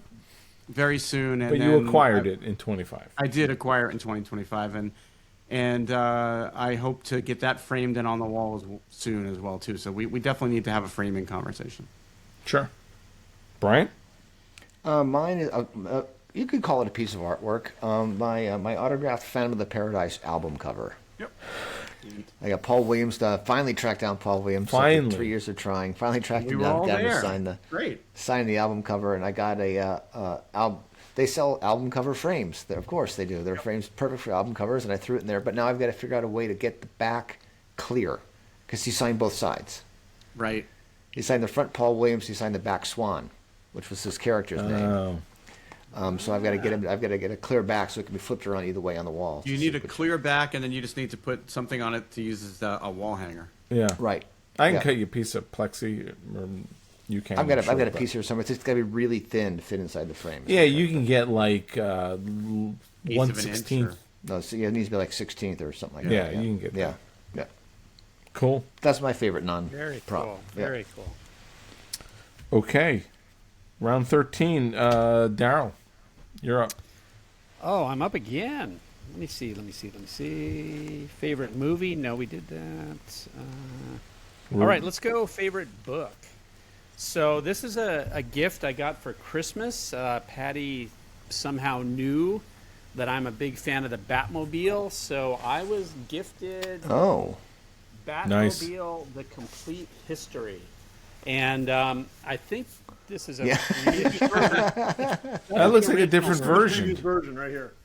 Is that the original version? What? Yeah, this is the 2012 version. So 20. So this is a technically a reissue, but it's new to updated. me. It's got a couple more Batmobiles. So Updated Oh. for this year, and I love it. I mean, I just looked through it, and it just validates why I love the Batmobile. It's so iconic, and Todd's seen my issue of Batman that has the Batmobile on the cover bursting through, and from the moment I saw, that issue, and I bought it when I was a kid, basically in the 70s. I've loved the Batmobile ever since. So thank you, Patty. So one of the greatest Christmas gifts I could have gotten.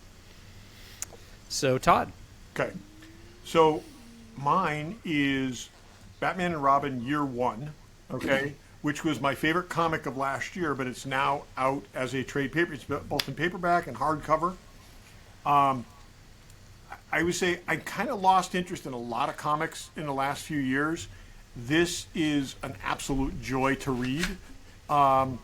It's basically from the point that he adopts Dick Grayson onward. That first year together, with some modern sensibilities injected in it, and just it's got it's got references to. I mean, they basically worked in all the Batman mythology. There's lines from the '66 Batman in there. There's all these different things that they worked at because it's Mark Waid and Chris Samnee, both longtime creators who are brilliant. It's a great art style. It's fun. I would not drive. I was almost Darwin Cookish in some ways. It's a very simple style, but it works very, very well for this. And it's an absolute joy to read. And Robin is as much a character as Batman. He's not like an accessory to Batman. It's as much his story as Batman's story. And you get the sense in this of the partnership that evolves, and like Batman is changed by Robin joining him, and part of it is Robin is training him his aerialist skills and things like this, and it's just really, really terrific, absolutely terrific read. I enjoyed it immensely, and I bought myself it in hardcover to have it on my shelf forever. And Derryl, one of the really cool things is that Batmobile gets trashed because it always gets trashed.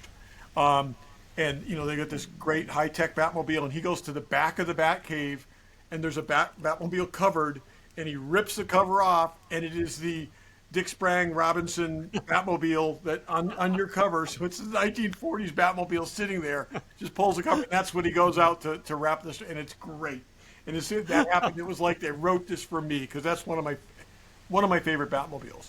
Nice. And so it's just an awesome book, and I recommend it to anyone who loves Batman because it's just like I said, it's true Batman, and you can love any version of Batman and embrace his story.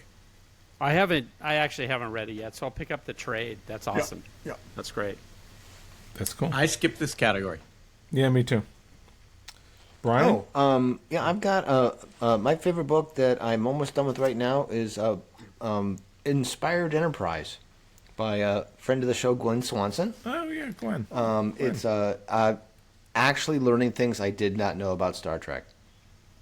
It's cool. about all the different places that Star Trek had influence on people, from NASA and AMT models, and it's been a really, really interesting read. Wow. Good for him. Yeah, Must good have for been Glenn. a lot of research. Yeah, he's done. he goes and lectures at NASA and stuff a lot. Yeah, he does a lot Yeah, of cool and stuff. the research is deep. He contacts people that you've never heard of that have all these interesting Wow. stories about Star Trek. Yeah. Wow. Yeah, it's cool. That's great. Okay, next round, Todd. I'm going to go with favorite animated property, and it's Invincible. Invincible season 3. It's fantastic, and I can't wait for Invincible season 4. And if you're not watching, you're losing. So, Yeah, it's also my top. I have an honorable mention, but I'll wait and see if anybody else has anything in this category. Brian, I pass. Dave, I pass. Darryl. And I passed as well. Okay, honorable Fiona, mention. did you have there any? you go.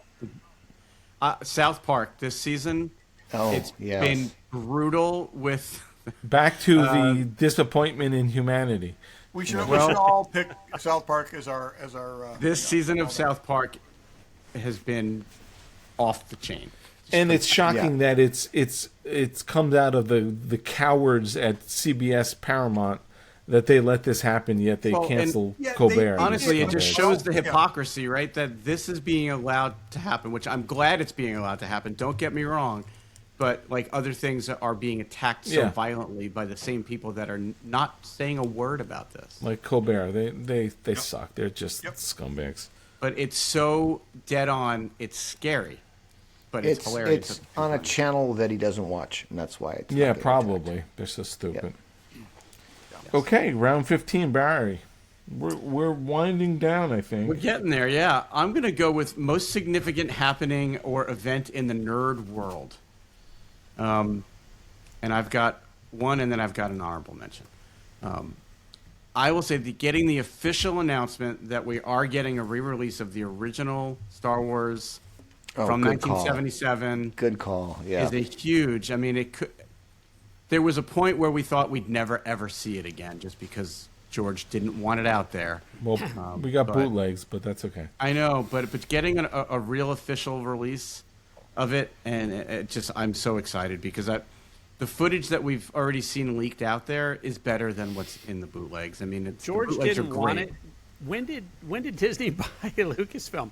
Let me guess, like 10 years ago or more, longer. Probably more than 10 years ago. It's longer, more than 10 years ago. I'm shocked it took this long. The Yeah. power of George is very strong, and it took this long for Kathleen Kennedy to finally acquiesce. Yeah. But, and I don't know how, there's a lot of leaks out there, but they've said that they've also restored Empire and Jedi, and they're even saying that they've restored all the outtakes and deleted scenes, like even the deleted scenes that were on they're on YouTube, but they have like time code and like they're saying that they've restored all of it, even like the big stuff and Anchorhead. We'll see what actually gets put out there, but I'm just excited. It's gonna be Wow. a killer 4K disc. Yeah. End of next That's year. exactly Yep, it. that's amazing. Brian. Anybody else? I didn't have one, and then it occurred to me suddenly the Project Mary trailer, Project Hail Mary trailer. I can't wait. I'm trying so hard not to get my hopes up, but I'm so excited to see that movie. Fair enough. Me. So Star Wars. I think at Japan Celebration they announced Star Wars Starfighter, which is basically Star Wars with new characters, and then it went into production and literally wrapped December 19th. So a totally new, different Star Wars announced and finished principal photography all in 2025 is amazing. With a very competent director. Yes, very competent director. Meanwhile, we have so many nonsense announcements. This guy's doing this, and this woman's doing this, and this person's doing this, and this is this, and here it is, like announced in April, went into production, principal photography wrapped up already, and in a year from now, we have a new Star Wars. So I think that's pretty significant. I'm excited about agree. that. Darryl? Anybody else? I skipped this category. Todd? I'm But going I'm to skip excited. it because I haven't skipped anything else. All right, Fair I've enough. got an honorable mention then. There was a new company that came into being this year that is now serving collectors, and I think it would be wrong for us not to reference the creation of From Dave's Workshop in 2025. I'm humbled by that. Thank you so We much. are all very proud of what you've built in the first year, Dave, so congratulations on that. Thank you. I got a bunch of stuff from Dave's Workshop here already. Yeah. Me too. Yeah. And I know We are. that you've been doing well in your first year, and you've had a bunch of new clients, and so just wanted to acknowledge that. I think that was pretty significant. You're not supposed to show those, Brian. But thank you, Barry. I appreciate that. Yeah, it's been a good year. I started really in earnest last January, and around once Thanksgiving hit, I've been sort of not as busy, but I was busy every single day for a good 8, 9, 10 months. And now I've picked up some new clients. It's funny. I think I mentioned I've got a guy who restores Don Post masks, so that's a whole new category. And then I just got a new client who's got a horror mask thing, and I'm happy to do it. The stuff freaks me out because I don't want to look at it, but I'm making a stand for a guy who's got this crazy, creepy mask, but he's like, I'm recommending you to people. So it's the word of mouth. So I appreciate that. And not to say that we didn't believe that you would do this. Like you said, you wanted to do it, and we were all happy for you and 100% supportive. But like you've actually done it and built it into a business. Yeah.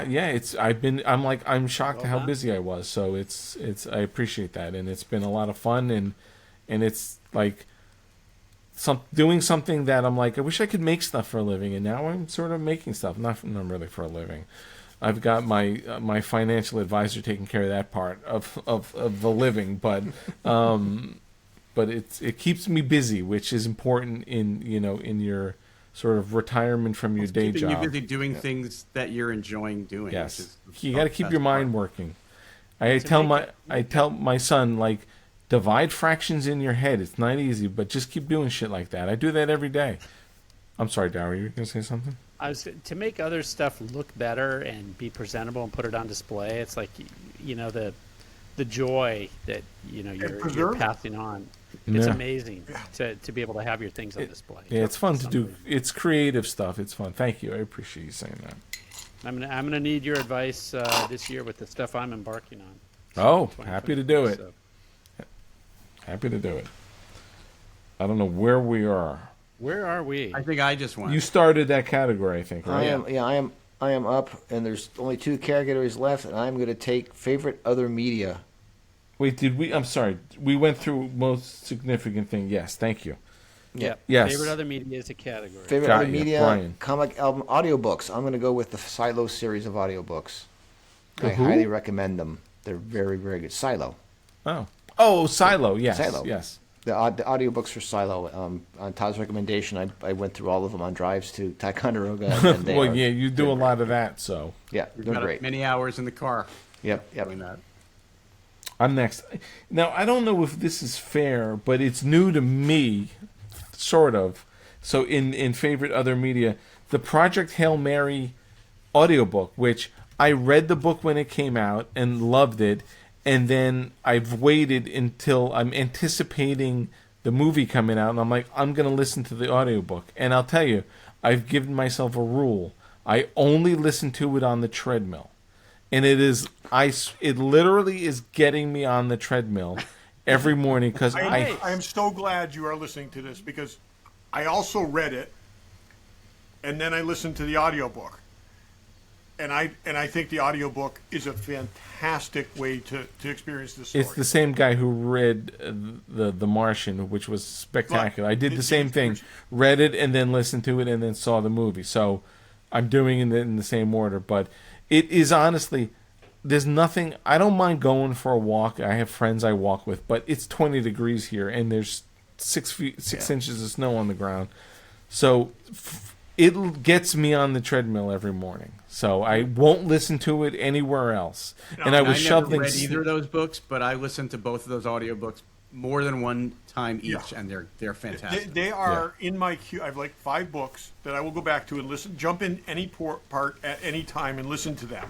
And those are 2 of the 5 from one author. Yeah, I need a recommendation because I think I have 6 hours left. So I'm going to need to keep walking. Yeah, no, I got a lot of good stuff for you. But the element of how Rocky interacts in the audiobook makes it something special versus the book in a way that like I said, it's just it's never got that across in the printed book. and they couldn't. But Yeah. the really great thing is he worked with the people making the audiobook and said this needs to be, we need to make this, its own thing in its own way, and it makes it a different experience in the same way that The Martian, you could read the book, you could listen to the audiobook, you could watch the movie, and they were 3 completely different experiences. Yeah. And this is that. It's a different experience, and I'm so glad you because I know you don't really like audiobooks. I'm really glad you're listening to that because it's fantastic. Yeah, I think I read the book on a Kindle. I bought the book in print. I'm listening to it, and I'm hoping the movies does it justice. Yeah. Oh yeah. Andy Weir has not disappointed us yet. So Man, I love Rocky in the book. You guys are making me want to listen to the audiobook. oh, you should. Daryl, you got to give it like an hour, or no, you got it more than an hour to get into it. But I'm saying just It's once 15-hour Rocky's book. introduced, how it's handled is just so well. And I it just gives laugh you- out loud at some things that more because I remember reading them and thinking they were funny, Yeah. and then to hear them, Well, I've got a couple of podcasts that ceased to exist last year, Yep. so I Yep. might have some time to Yeah. listen to it on my walks. Cool. Amaze. I didn't do anything for this one. Did we skip Wait. Daryl? Daryl, no, we skipped Daryl. Did you have anything for what did we? What is Oh yeah, this? favorite other media. So, Yeah. who here has watched Avatar: The Last Airbender, the animated show? I have Maybe- only because my maybe- kids were into it when it came out. I was so going I've to say seen it. many years ago. Yes. Yeah. So let me tell you, I watched it as a family. We watched it all together. Phenomenal show. Probably the second, show for me behind Batman the Animated Series. It is a fantastic show produced by Dave Filoni as well. So we love Dave Filoni from Lucasfilm. But Magic the Gathering this year had a collab with Avatar with a major set that came out that is the current Magic set right now that's out for sales and for playing and for drafting, which is what I do. It is an amazing set. It's so true to the source material. It's clear that the people at Wizards of the Coast that make Magic love this series and lovingly crafted this set, and it has been a joy to play. I cannot play enough of this set. So it's when two of those things you love like come together and it's like a perfect marriage, but it's more than a perfect marriage. It's like both of them multiply. That's what I'm experiencing now with this set. So it's been my favorite kind of other set of the year, and this has been an amazing year for Magic. They also had Final Fantasy, but I love the Avatar set. So thank you, Wizards of the Coast. But if we ever get to it, one of the biggest I skipped my honorary biggest disappointment, but let's just go right over that. So thank you, Avatar, Magic the Gathering Avatar. So, Todd. Okay. I listen to more audiobooks than any other living human being. And I told this to Dave last week, and I think I surprised him, but I started listening to the Bosch books because Titus Welliver read the most recent ones, and they're superb. But he read he did read the first book. Good friend of the show, Titus Welliver. Very good friend of the show, Titus Welliver. And he It's does a regular show. He does phenomenal reading books. He does accents for every character, or impressions basically. He's a great impressionist too, as you may have heard from our show. You go online and you, but I decided I wanted to go through the whole series, and so in the course of this calendar year, I have listened to 24 Bosch books. Okay. Plus 8 related spin-offs. Okay. And so we're looking at an average of about 9 to 10 hours per. Okay.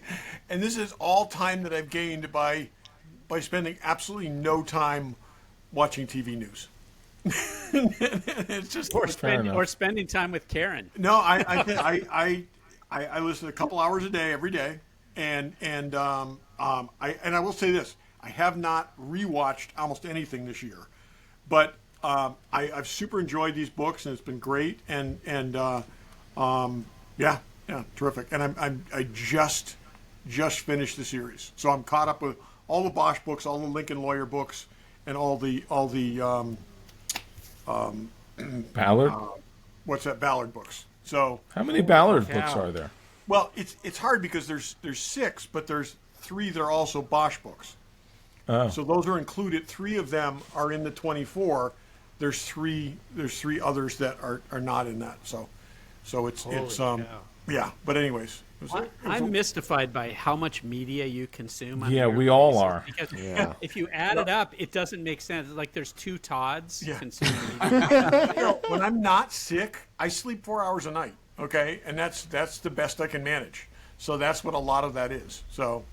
Holy cow! Hey, our friendship with Titus got me to watch the Transformers movie that he's in yesterday, and it's not good, but he's great in it. Which one was that? He's great in everything. Which one? Yep. Oh God, I don't even remember the name of it, but he was in it. I've seen He was all. in it. He's in it. It's a movie. Yeah. It is a movie. Go Titus. Good for you. Barry, other media. I didn't participate in this category. Okay. Which is odd because in the past it's been my this is kind of your category. Yeah. Really? Well, I was trying to stick to 15, so I think it feels more like a Todd category because he consumes more media than anybody. But I originated this category so I could put music into this thing. Yeah. But there wasn't a lot of music this year to pick from. So that's why you could pick your own categories because we were all famous for picking inventing categories to serve our needs. So I don't think we were all famous for this. Just you. It was all of us. It was Todd. It was one of us. Didn't want to say that. My favorite pair of shoes for this year are going to fit under best movie. Oh wait, I think he's calling me out. When he's the one who would invent I'm not categories. calling anybody out by name. I'm just saying there's one among us who can fold, spindle, and mutilate a category like no one else. I'm surprised the Beatles didn't show up because there I was was a lot just of going to say, the Beatles movie. there was a lot of bullshit Beatles stuff this year. Did you see the new anthology? That was a movie, right? I haven't. was a- Well, it it is was a- technically a 6-part movie, but I haven't watched it. No.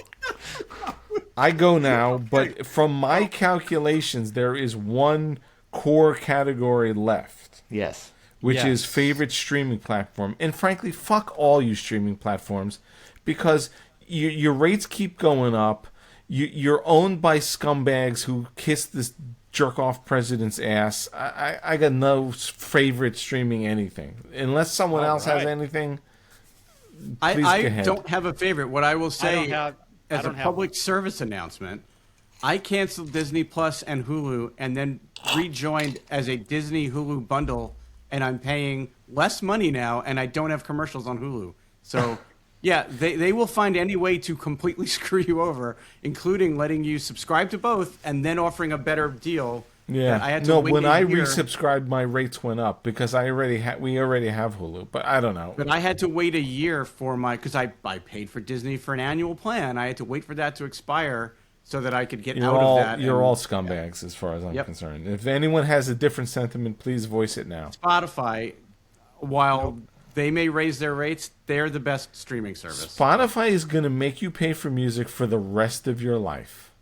That's the problem. you know what? It's the thing that I get the most joy out of all. And the Barry streaming would be services. spending money on music for the rest of his life anyway. He would. And I still do. I still Yeah. buy Yeah. music from my favorite I honestly, I artists. still like YouTube because it's free, but whatever. There's more The commercials amount of than ever. commercials on YouTube is becoming oppressive. It's It true. is. Yeah. Yeah. It's true. Yeah, exactly. Okay. I would pick. I would pick Apple based on content, and I still have not. I still have not renewed my Disney subscription that I canceled out of protest. I will do that eventually when there's something I need to watch. Yeah, we just watched something on it, so that's why I renewed it. But I'm in terms of, the output and the quality and everything. I don't think anybody can touch Apple right now. Yeah, Apple's like, Consistent. I don't care what we spend because we're making money on phones. Yeah. Screw all you. Exactly. That's right. And yeah, Consistent high quality. it's consistent, high quality, and they take a lot of risks that nobody else It's would stuff take. nobody else would make. Exactly, and that's what I'm saying. Because they don't need to make money on it. And I Right. think there's less ass kissing going on there than there is. Yeah, and these poor bastards at these other places are like, they're sure. bleeding money. Because they don't really have a news arm, so they're news aggregated, sure. but they don't have a news arm. That's the other reason why Amazon can make whatever they want, because they don't also have to worry about Yeah, that. But they still have worries, but yeah. So let's do this. I think we're done. Let's go through. Let's go through write-in categories.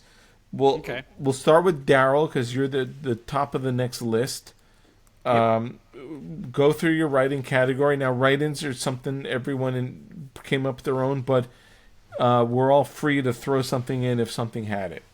If you had something that could pertain to it. So, Derryl. Sounds good. And What- per the rules, we can each have 3 write-in categories. No, you just made that up in the past hour and 57 minutes because you didn't know that before. I just have one. It was from last year. I did the math last year. So my write-in category is the biggest personal level up for the year. So, we've been, fans for a long time, collectors for a long time. We've known each other and egged each other on. But this year was a huge level up for me. And I'll tell you, there was one very bad influence who inspired me, and his name is Ace Allgood. So for those who know, Ace is a longtime 12-inch vintage G.I. Joe collector, and I went up to visit him in May, and he has a garage dominium. He actually has 2 of them, which are these giant, basically storage/business units, and he inspired me, and I bought one this year, and it has been the single biggest level up. I closed all my external storage units, moved everything over there, decluttered my display room and archive room, and it's the biggest weight off my shoulders to have room to display stuff. The collateral result of that was when Todd came down. Todd came down in November, I think. Yep. He helped me set up my G.I. Joe display room, which I couldn't do before because I had too much crap in there. But I emptied all my display cases. It's 100% vintage G.I. Joe at the house. And the Bat Cave, which is my off-site garage dominium, I just this week finished installing the second level, the mezzanine. Oh, great. It's beautiful. Like the piping or the fire suppression guys came. They're done. The electrician is starting on Tuesday or Monday. And I'm getting all the lighting and all the receptacles and everything put in, switches. This is a life changer. So my level up this year has been actually, being influenced to go outside, make an investment, declutter, and it emphasized what I'm really about, which is, the first word of my, when I die, whatever you call that in the paper, the obituary. Epitaph, yeah, okay. The epitaph will say collector and fan, and husband. It'll say collector first because, that's what I am. And it's the most amazing life-changing thing for me is to just have more space that I'll be able to display all the stuff I love. So it is amazing. I was able to go and sit and hang out there a little bit, and it's kind of proto-form. And I can't wait to get back and get to the mezzanine level and check it out and rearrange and work your displays there too. It's awesome. It's awesome. Thank you. Thank you, Todd. I could not be more pleased for you. I mean, it's just. Thank you for all your help. It is collector nirvana. When you have that space that you can now make. You've collected for your entire lifetime, and this is now like essentially it was your retirement. You're collecting retirement, but this is like the payoff. This is now where you can take your time and curate and display, and that's fantastic. And we've been here for like 6 years, so it took me 6 years to get to this point. My point is, don't wait so long, folks. If you have a plan, if you know what's going to make you happy, figure out how to make it happen and do it. Even if it's a lot of work and it takes some investment, it's the best thing I've ever done. So I can't wait to share how this unfolds with you guys. That's awesome. I think that is beautiful and amazing, but on any other podcast, any other psychiatrist, anyone would be like, when you say personal growth, it could have been like, I've stopped buying toys because I'm not a child anymore. I've stopped doing, but your personal growth is digging deeper into collecting, and that's just a beautiful thing. He said level up, not growth. Yeah. Right. There is no growth. There's only leveling up. So, if you want to get pedantic, Dave, the level up will be I'm going to learn acrylic bending techniques to make all the display stands that I need. I'm here to help you. You're going to be my mentor. I'm here to help you. With that. Okay. It's funny because when Derryl was texting us, what was the first thing you said was something about like biggest personal step forward, like. Personal step forward is collecting more shit, not collecting. Hey, level Usually up. That sentence ends the with level up is the mezzanine. It's beautiful. Mezzanine. And Dave, your career arc or your arc has been it's the art of the display, and that's what it's all about. No, I agree. Most people, psychologists will look to this as. There are people so involved and demented with their stuff that they think it's better to collect more. No, screw all you people. This is the way it should be. Well, and those sentences are usually followed by my name is blank and I have a problem. But instead of a problem, he turns it into a solution. Exactly. I think that's great. I think you need a sign that says, with an arrow that says this way to the level up and pointing to the mezzanine. I think you need that. I'm happy to make that for you. We have the capability now. It's a Scotty Pilgrim thing that follows follows me throughout my life. I was kind of Just thinking of hanging there's in an the old air. Rodney Dangerfield joke where he said when you went into Nunzio's, you went down one level physically and socially.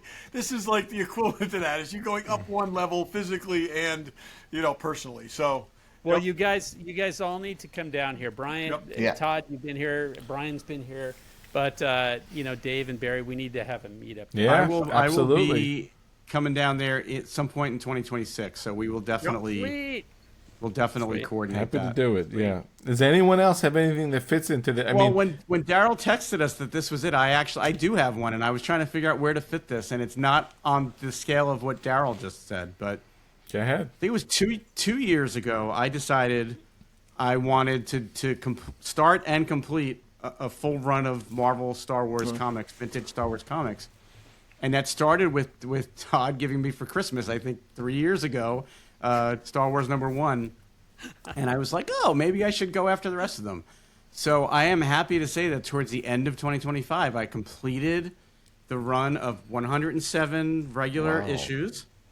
I bought a second #1 to have an ungraded one so that I had a full run of books.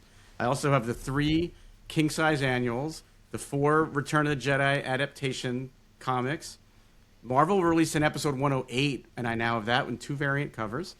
I have the Star Wars Treasury Edition adaptation of Star Wars in 2 issues. I have the Star Wars Marvel movie showcase adaptation of Star Wars in 2 issues, and the Empire Strikes Back magazine size adaptation. So there's only, I think, 2 or 3 things I'm missing from the entire original trilogy Marvel Star Wars ever published. Now, Wow. we should note here that this man also retired this year. And this is Well, and this is the thing he and this mentioned. is what Yes, came yes. to mind. This is what he mentioned. He retired after 30 some odd, how many years in your 36, 40 years in entertainment, 36 years with my last company. and completing his Marvel Star Wars series is what he did. Well, retiring This is was who what we are. allowed me to go People, to all the this comic is book who stores we on Long are, Island. okay? It's not going to change, okay? That's great. That's I am a mini Derryl. I'm not quite on Derryl's level, Yeah. but I'm a Yep. mini Derryl. good for you. But yeah, I finished that. So there's, like I said, there's the main run is finished. There's like a couple of ancillary Congrats. things that I'm keeping an eye out for. But Congrats, Yeah. buddy. Well, I would just throw in, what Barry said about my company. That was for me. I retired a year ago, basically, and I'm making stuff for a living, or making stuff full time, and that's just that's a big step, and I'm happy it's working out. So thank you. when you told us that's what you wanted to do, we were all, like I said, we were all super excited for you, but dubious to see how it would work out. Just because, yeah. who knows? But you've made it happen. So Yeah. it's great. Thank you. Congrats, Dave. All right. So next write in Todd. Okay, let's see. Display upgrades. The many times mentioned Ramona display cases that we got from Wayfair, that I have 2 put together and I have 3 still waiting to be put together, but it has significantly changed my display space to the point where I feel like once I start putting the 3 together, I may order just another one just to Yeah, have. that impacted all of us. Did they still have them? Brian, did you get some? It spread like Yes. wildfire. Yep. And Hopefully they keep making them. great. Oh, you Yep. can't see it. Yeah, it's right over there. Oh, Right on my good for you. shoulder. It's relatively cheap and Yeah. if they can get them to you without breaking them on delivery, And even if they don't get them to you without bringing, you'll get another if they one. break them, they'll replace it. If they get broken, they'll replace them. But like I said, I'm seriously thinking, like, I'm just going to order another one and park it in the box because I should probably do the same because I may have some downstairs open display store. But I have been worried about this area back here for years, and those finally allowed me to it looks redo so the whole great. area. It looks so great, Dave. And yeah. Those are great cases for Now, sure. can one person lift the unassembled ones? Is it? I wouldn't recommend it. No. Well, Daryl, what you do is you take the pieces out. You okay? open it. UPS hopefully gingerly puts them wherever they do, and you cut open the box. There's 140 pounds, so it's not a one-person You deal. want to even if you're going to store it, you want to take it because what I've done with the ones I don't have assembled, I took them out of the boxes and I put cardboard between the panels, and I have the panels stacked against the wall. So, so I was able to walk the boxes into my garage Yeah, even and then move them all up 2 levels of stairs. I brought a hand truck, a refrigerator dolly home from school, and even with that, even getting them on that was tricky. Oh my gosh. Yeah. And I have a arrived- hand truck, and I use that to move mine into my garage. But Mine arrived while I was traveling, and my wife had to drag the box God. from the front Wow. porch. She got it into the landing in the hallway, and then we took it. I came home. We took it apart there. Daryl, if you're thinking about those, I think there is a taller version, right? Didn't there we is see? on Amazon. There's one with 5 shelves instead of 4. I need a taller version. These are, So that's what, something 60 that weighs inches? 200 pounds is right up my alley. Yeah. You just have to Yeah, bring and them then up to the second level. You don't have an elevator in that do- place? I do not have an elevator in this. It's a lack of foresight on my part. Yeah. Can you roll a forklift in there, like borrow a forklift? And in my old loft, I got an electric winch for pulling cars and hung it from the ceiling. And made a little basket, and you just winch stuff up and down that There way. you go. Can't hang stuff from the ceiling. Like the wall Oh. in Game of Thrones. It's just like, it's just, Yeah. Well, But the good thing is as they said though, you can move it in pieces. I mean, It is. That's how I got It's a mine into lot my of pieces. basement. What is it like? Yeah. 1, 2, 3, 4, 5, 6, 7, 8, 9, 10, 11. It's 12 pieces. And I they're all could do glass. 100 pounds at a time. That's Yeah. my limit. Yeah. Once you take it out of the box, you can move a couple panels. But again, it was a great find, and Yeah. it was one of these Yes, it things was. that when I discovered it, it seemed too good to be true, but it's really proven to be great. So really The cool. taller one is, I think, what I need. I'll Yeah. find the link and send it to you, D. Yeah. Thanks. Okay, Barry. All right. I kind of referenced this before and said I would get to it, but my write-in is how to approach collecting in 2026 for me. And I did this last year, and it worked really well for me. I defined for myself, like, what are my goals for the upcoming year, and it allowed me to focus in and sort of build a war chest and not, because I can, as you all know, I can be very easily distracted by shiny objects and go in a million directions. But I kind of set a thing, and I said I wanted that Howard Chaykin poster. I wanted a Revenge of the Jedi poster. There was a couple of other things. And I sold a lot of stuff this year, which worked out great. 10 huge boxes of stuff out of my attic, which was amazing. And I was able to, all the 3 big purchases I made in 2025 all came funded from that, which were great. Sweet. So yesterday, I made my list of what are my goals for yeah? 2026. Yeah, baby. And I may stray from it a little bit here and there, but it allows me to focus myself in on what are the things I'm really looking for, and it makes it easier for me to pass on certain things, to say to myself, yeah, you might get that, but why don't you wait because you're looking for this other thing, and when it comes along, you want to be able to grab it. That's a good don't know idea. if I you don't guys do ever that, but even I think wish I about would. your collecting in that way, but for me, that's how I'm approaching it. Last year it worked out great, so I'm doing the same thing this year. Good for you. Nice. And Yep. that would work tremendously for me if all 4 of you would stop talking to me.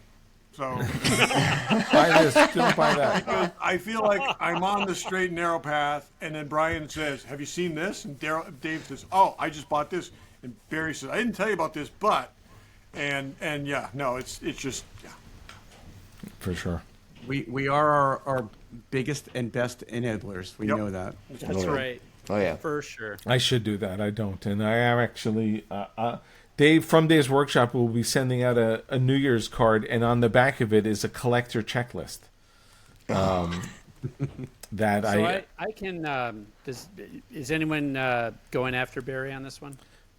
in terms of write-ins, Brian goes next. No. Collecting for 2026. I wish I was that disciplined. Barry's the most disciplined. Yes, of us he all. for has sure is. lists He's of the spreadsheet how long guy. It took He to get used stuff. the chart and graph, and it's just like that continues to impress me. And, I have a rough idea of my next 2 projects, and that's as far as I know. So I do have one to tag on to that. So Go. It's actually I should probably be vague because it hasn't happened yet. But one big goal is to get more G.I. Joe art. I've really realized over the last year or two that is the pinnacle of what I look Yeah. for in Joe, and an opportunity has come up, which I'm going to share with my my collecting buddy Ace, and hopefully before this episode airs, we'll have big news on that. But that's one of my Nice. big goals for this year, and it will be the most significant collectible purchase I have made, other than the investment in the Batcave. So Wow. Wow. I'm so, curious. We'll talk more fingers- about that after the show. fingers crossed. Yeah. Road trip is coming up in 3 days. So Interesting. Sweet. Wow. You will go? talk- Are you going south for that trip? I won't comment. Okay, It's, fair enough. north. I have a speculation that I will save until we're off the air. Yes. It is Yes. not. It is not what you think, BK. Okay. So I was probably thinking the same thing, but interesting. it is. It is not that. Although discussions and lines are open actually with that. I would contract. figure because nothing ever happened with So that. it's with something with Ace. So that's what I hope will happen. That Fingers crossed it works out for you. fingers crossed. Thank you. Cool. That's exciting. Where are we? So Barry did write in. Brian write in. Brian Ryden, it's the same as last year. Will be my favorite build because I built this year, Yep. the Yes. Space Pod right there, which I Space still Pod, come for down sure. here and look at and can't believe So cool. I built I it. haven't seen it in person yet. It's awesome. It's It is amazing. Most of us have seen it in yeah, person. it's I carried it. yes, he did. I absolutely love it, and even though 1 in 10 people who I bring down here even know what it is, I know what it is, and I That's love all it. that counts. Todd, this was my same category as last year. You just listened to the show? What did I do last year for my favorite build? Do you remember? Oh, I do not remember. Okay, It was your yeah. it was a build. I'll have to go back and listen to the show because I can't even remember what it was I built last year. If I was Barry, I'd have it written down and how long it took me Yeah, to build it. and how much exactly. it cost. Cost of materials. Yeah. Yeah. Yep. Anybody else have anything in that category? Oh, favorite build.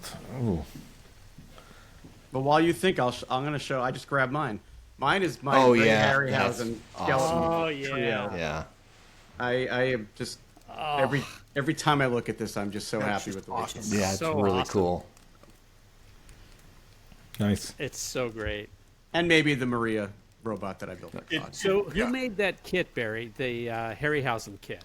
It's skeleton. funny. The 3 skeletons are sold separately. They're not. It's not meant to be necessarily displayed this way. But I don't remember the name of the company off the top of my head. But he 3D prints the skeletons. And this base was a base that I found at Wonderfest that was made for some other purpose. Yep. And I looked at that and I said that would be It perfect was for the perfect. skeleton. Yep. Yeah. So good. And this was the first time I've ever printed my own decal. That Shield Yep. Medusa is a decal that I printed. Wow.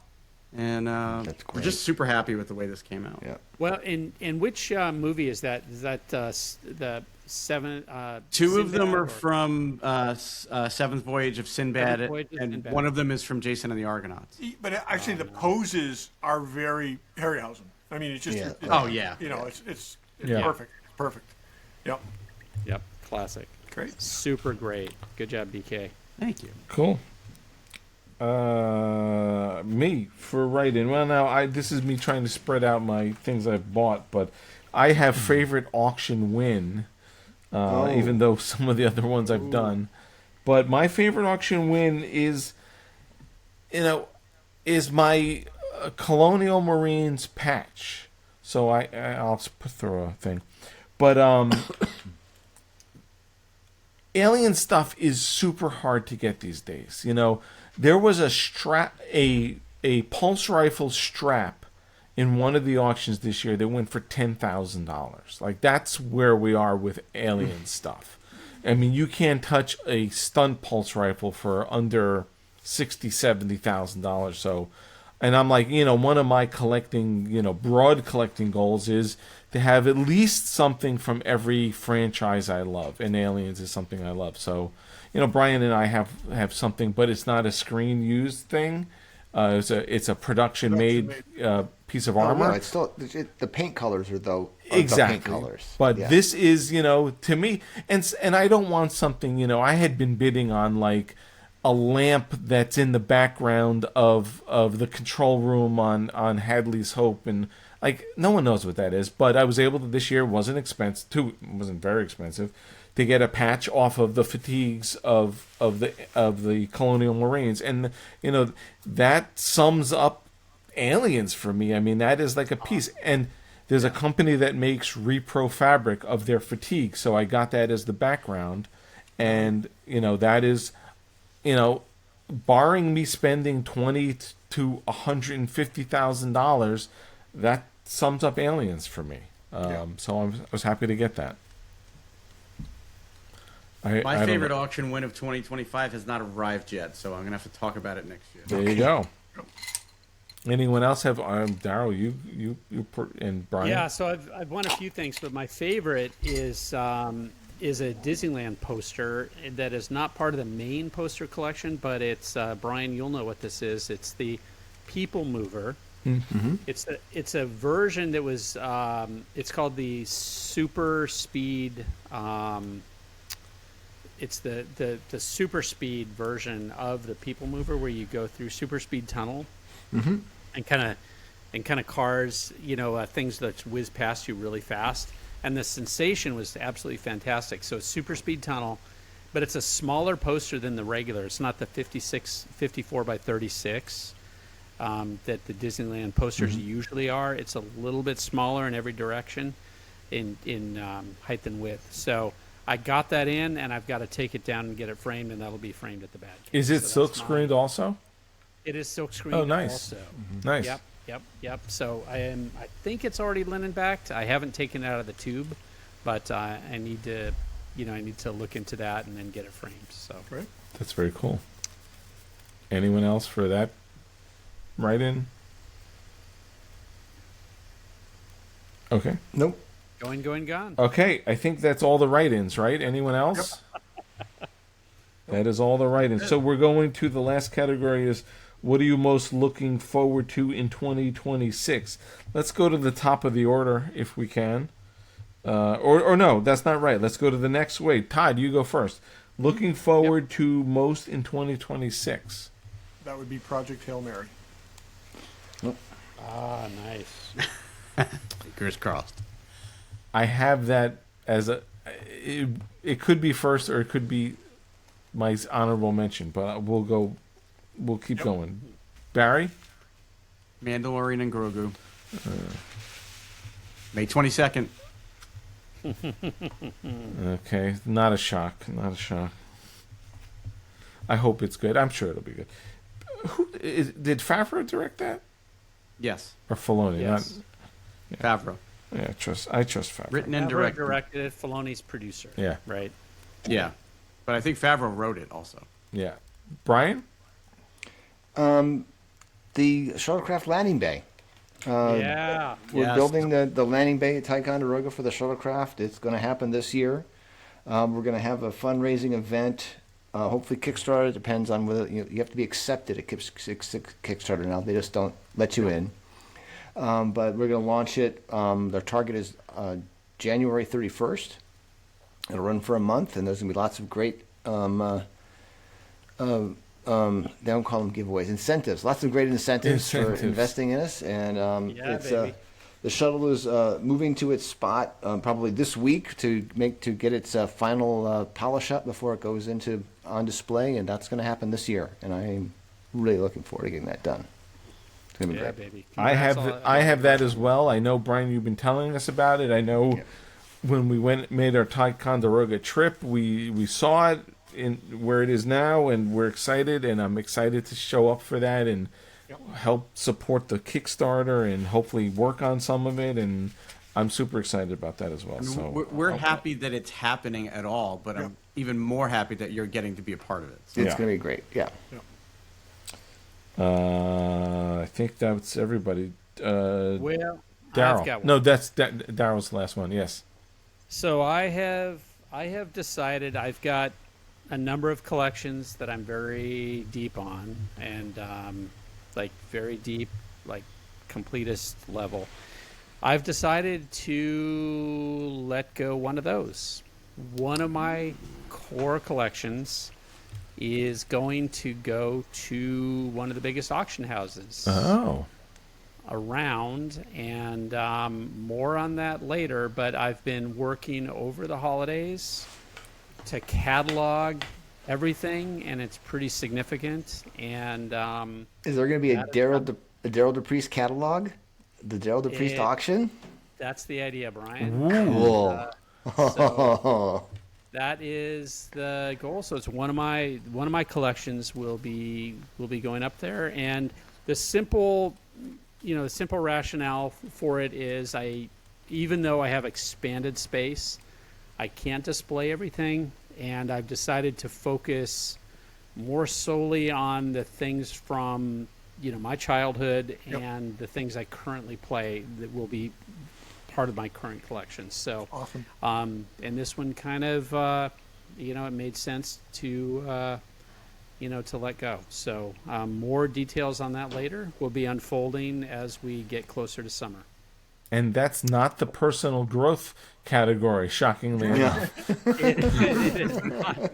It is. No, it's not. It's kind of the opposite of that. Exactly. But That's fair to why. say that's a pretty major step for you. Yeah. Frankly, I'm shocked. It's probably something he collects that we don't. It's radiator monkey caps that we didn't know I he think I know what it collected. is. I think you may have mentioned this. You were thinking about this to me a while back, so I think I might. Yeah. So so it's actually moving forward. So more details will emerge on that. Well, I will be excited to watch that unfold.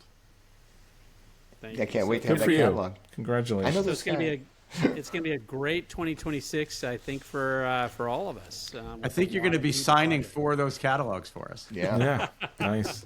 Sweet. That's awesome. Well, that's awesome stuff. that's a marathon, everybody. That's everything, and I don't think anyone else has anything else. That was the last category. What we're looking forward to. I did have the Project Hail Mary on my list. I was just, it needs to be good. Interesting. Nobody said Avengers Doomsday.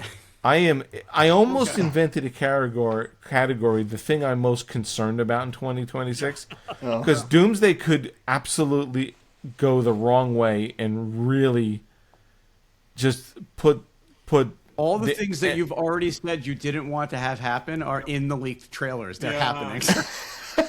But it could put MCU in a coffin. And you want to know? I was thinking, Todd. They said Steve Rogers is returning. That does not necessarily I mean know Captain that. America is returning. I've thought about that too. So Yeah, I've been thinking about we shall that. see. Yep. And it's funny. It's like I saw It's the hard Thor. to take that title away from somebody once you've given it to somebody else. It's hard to take it away from them. It really is. Yep.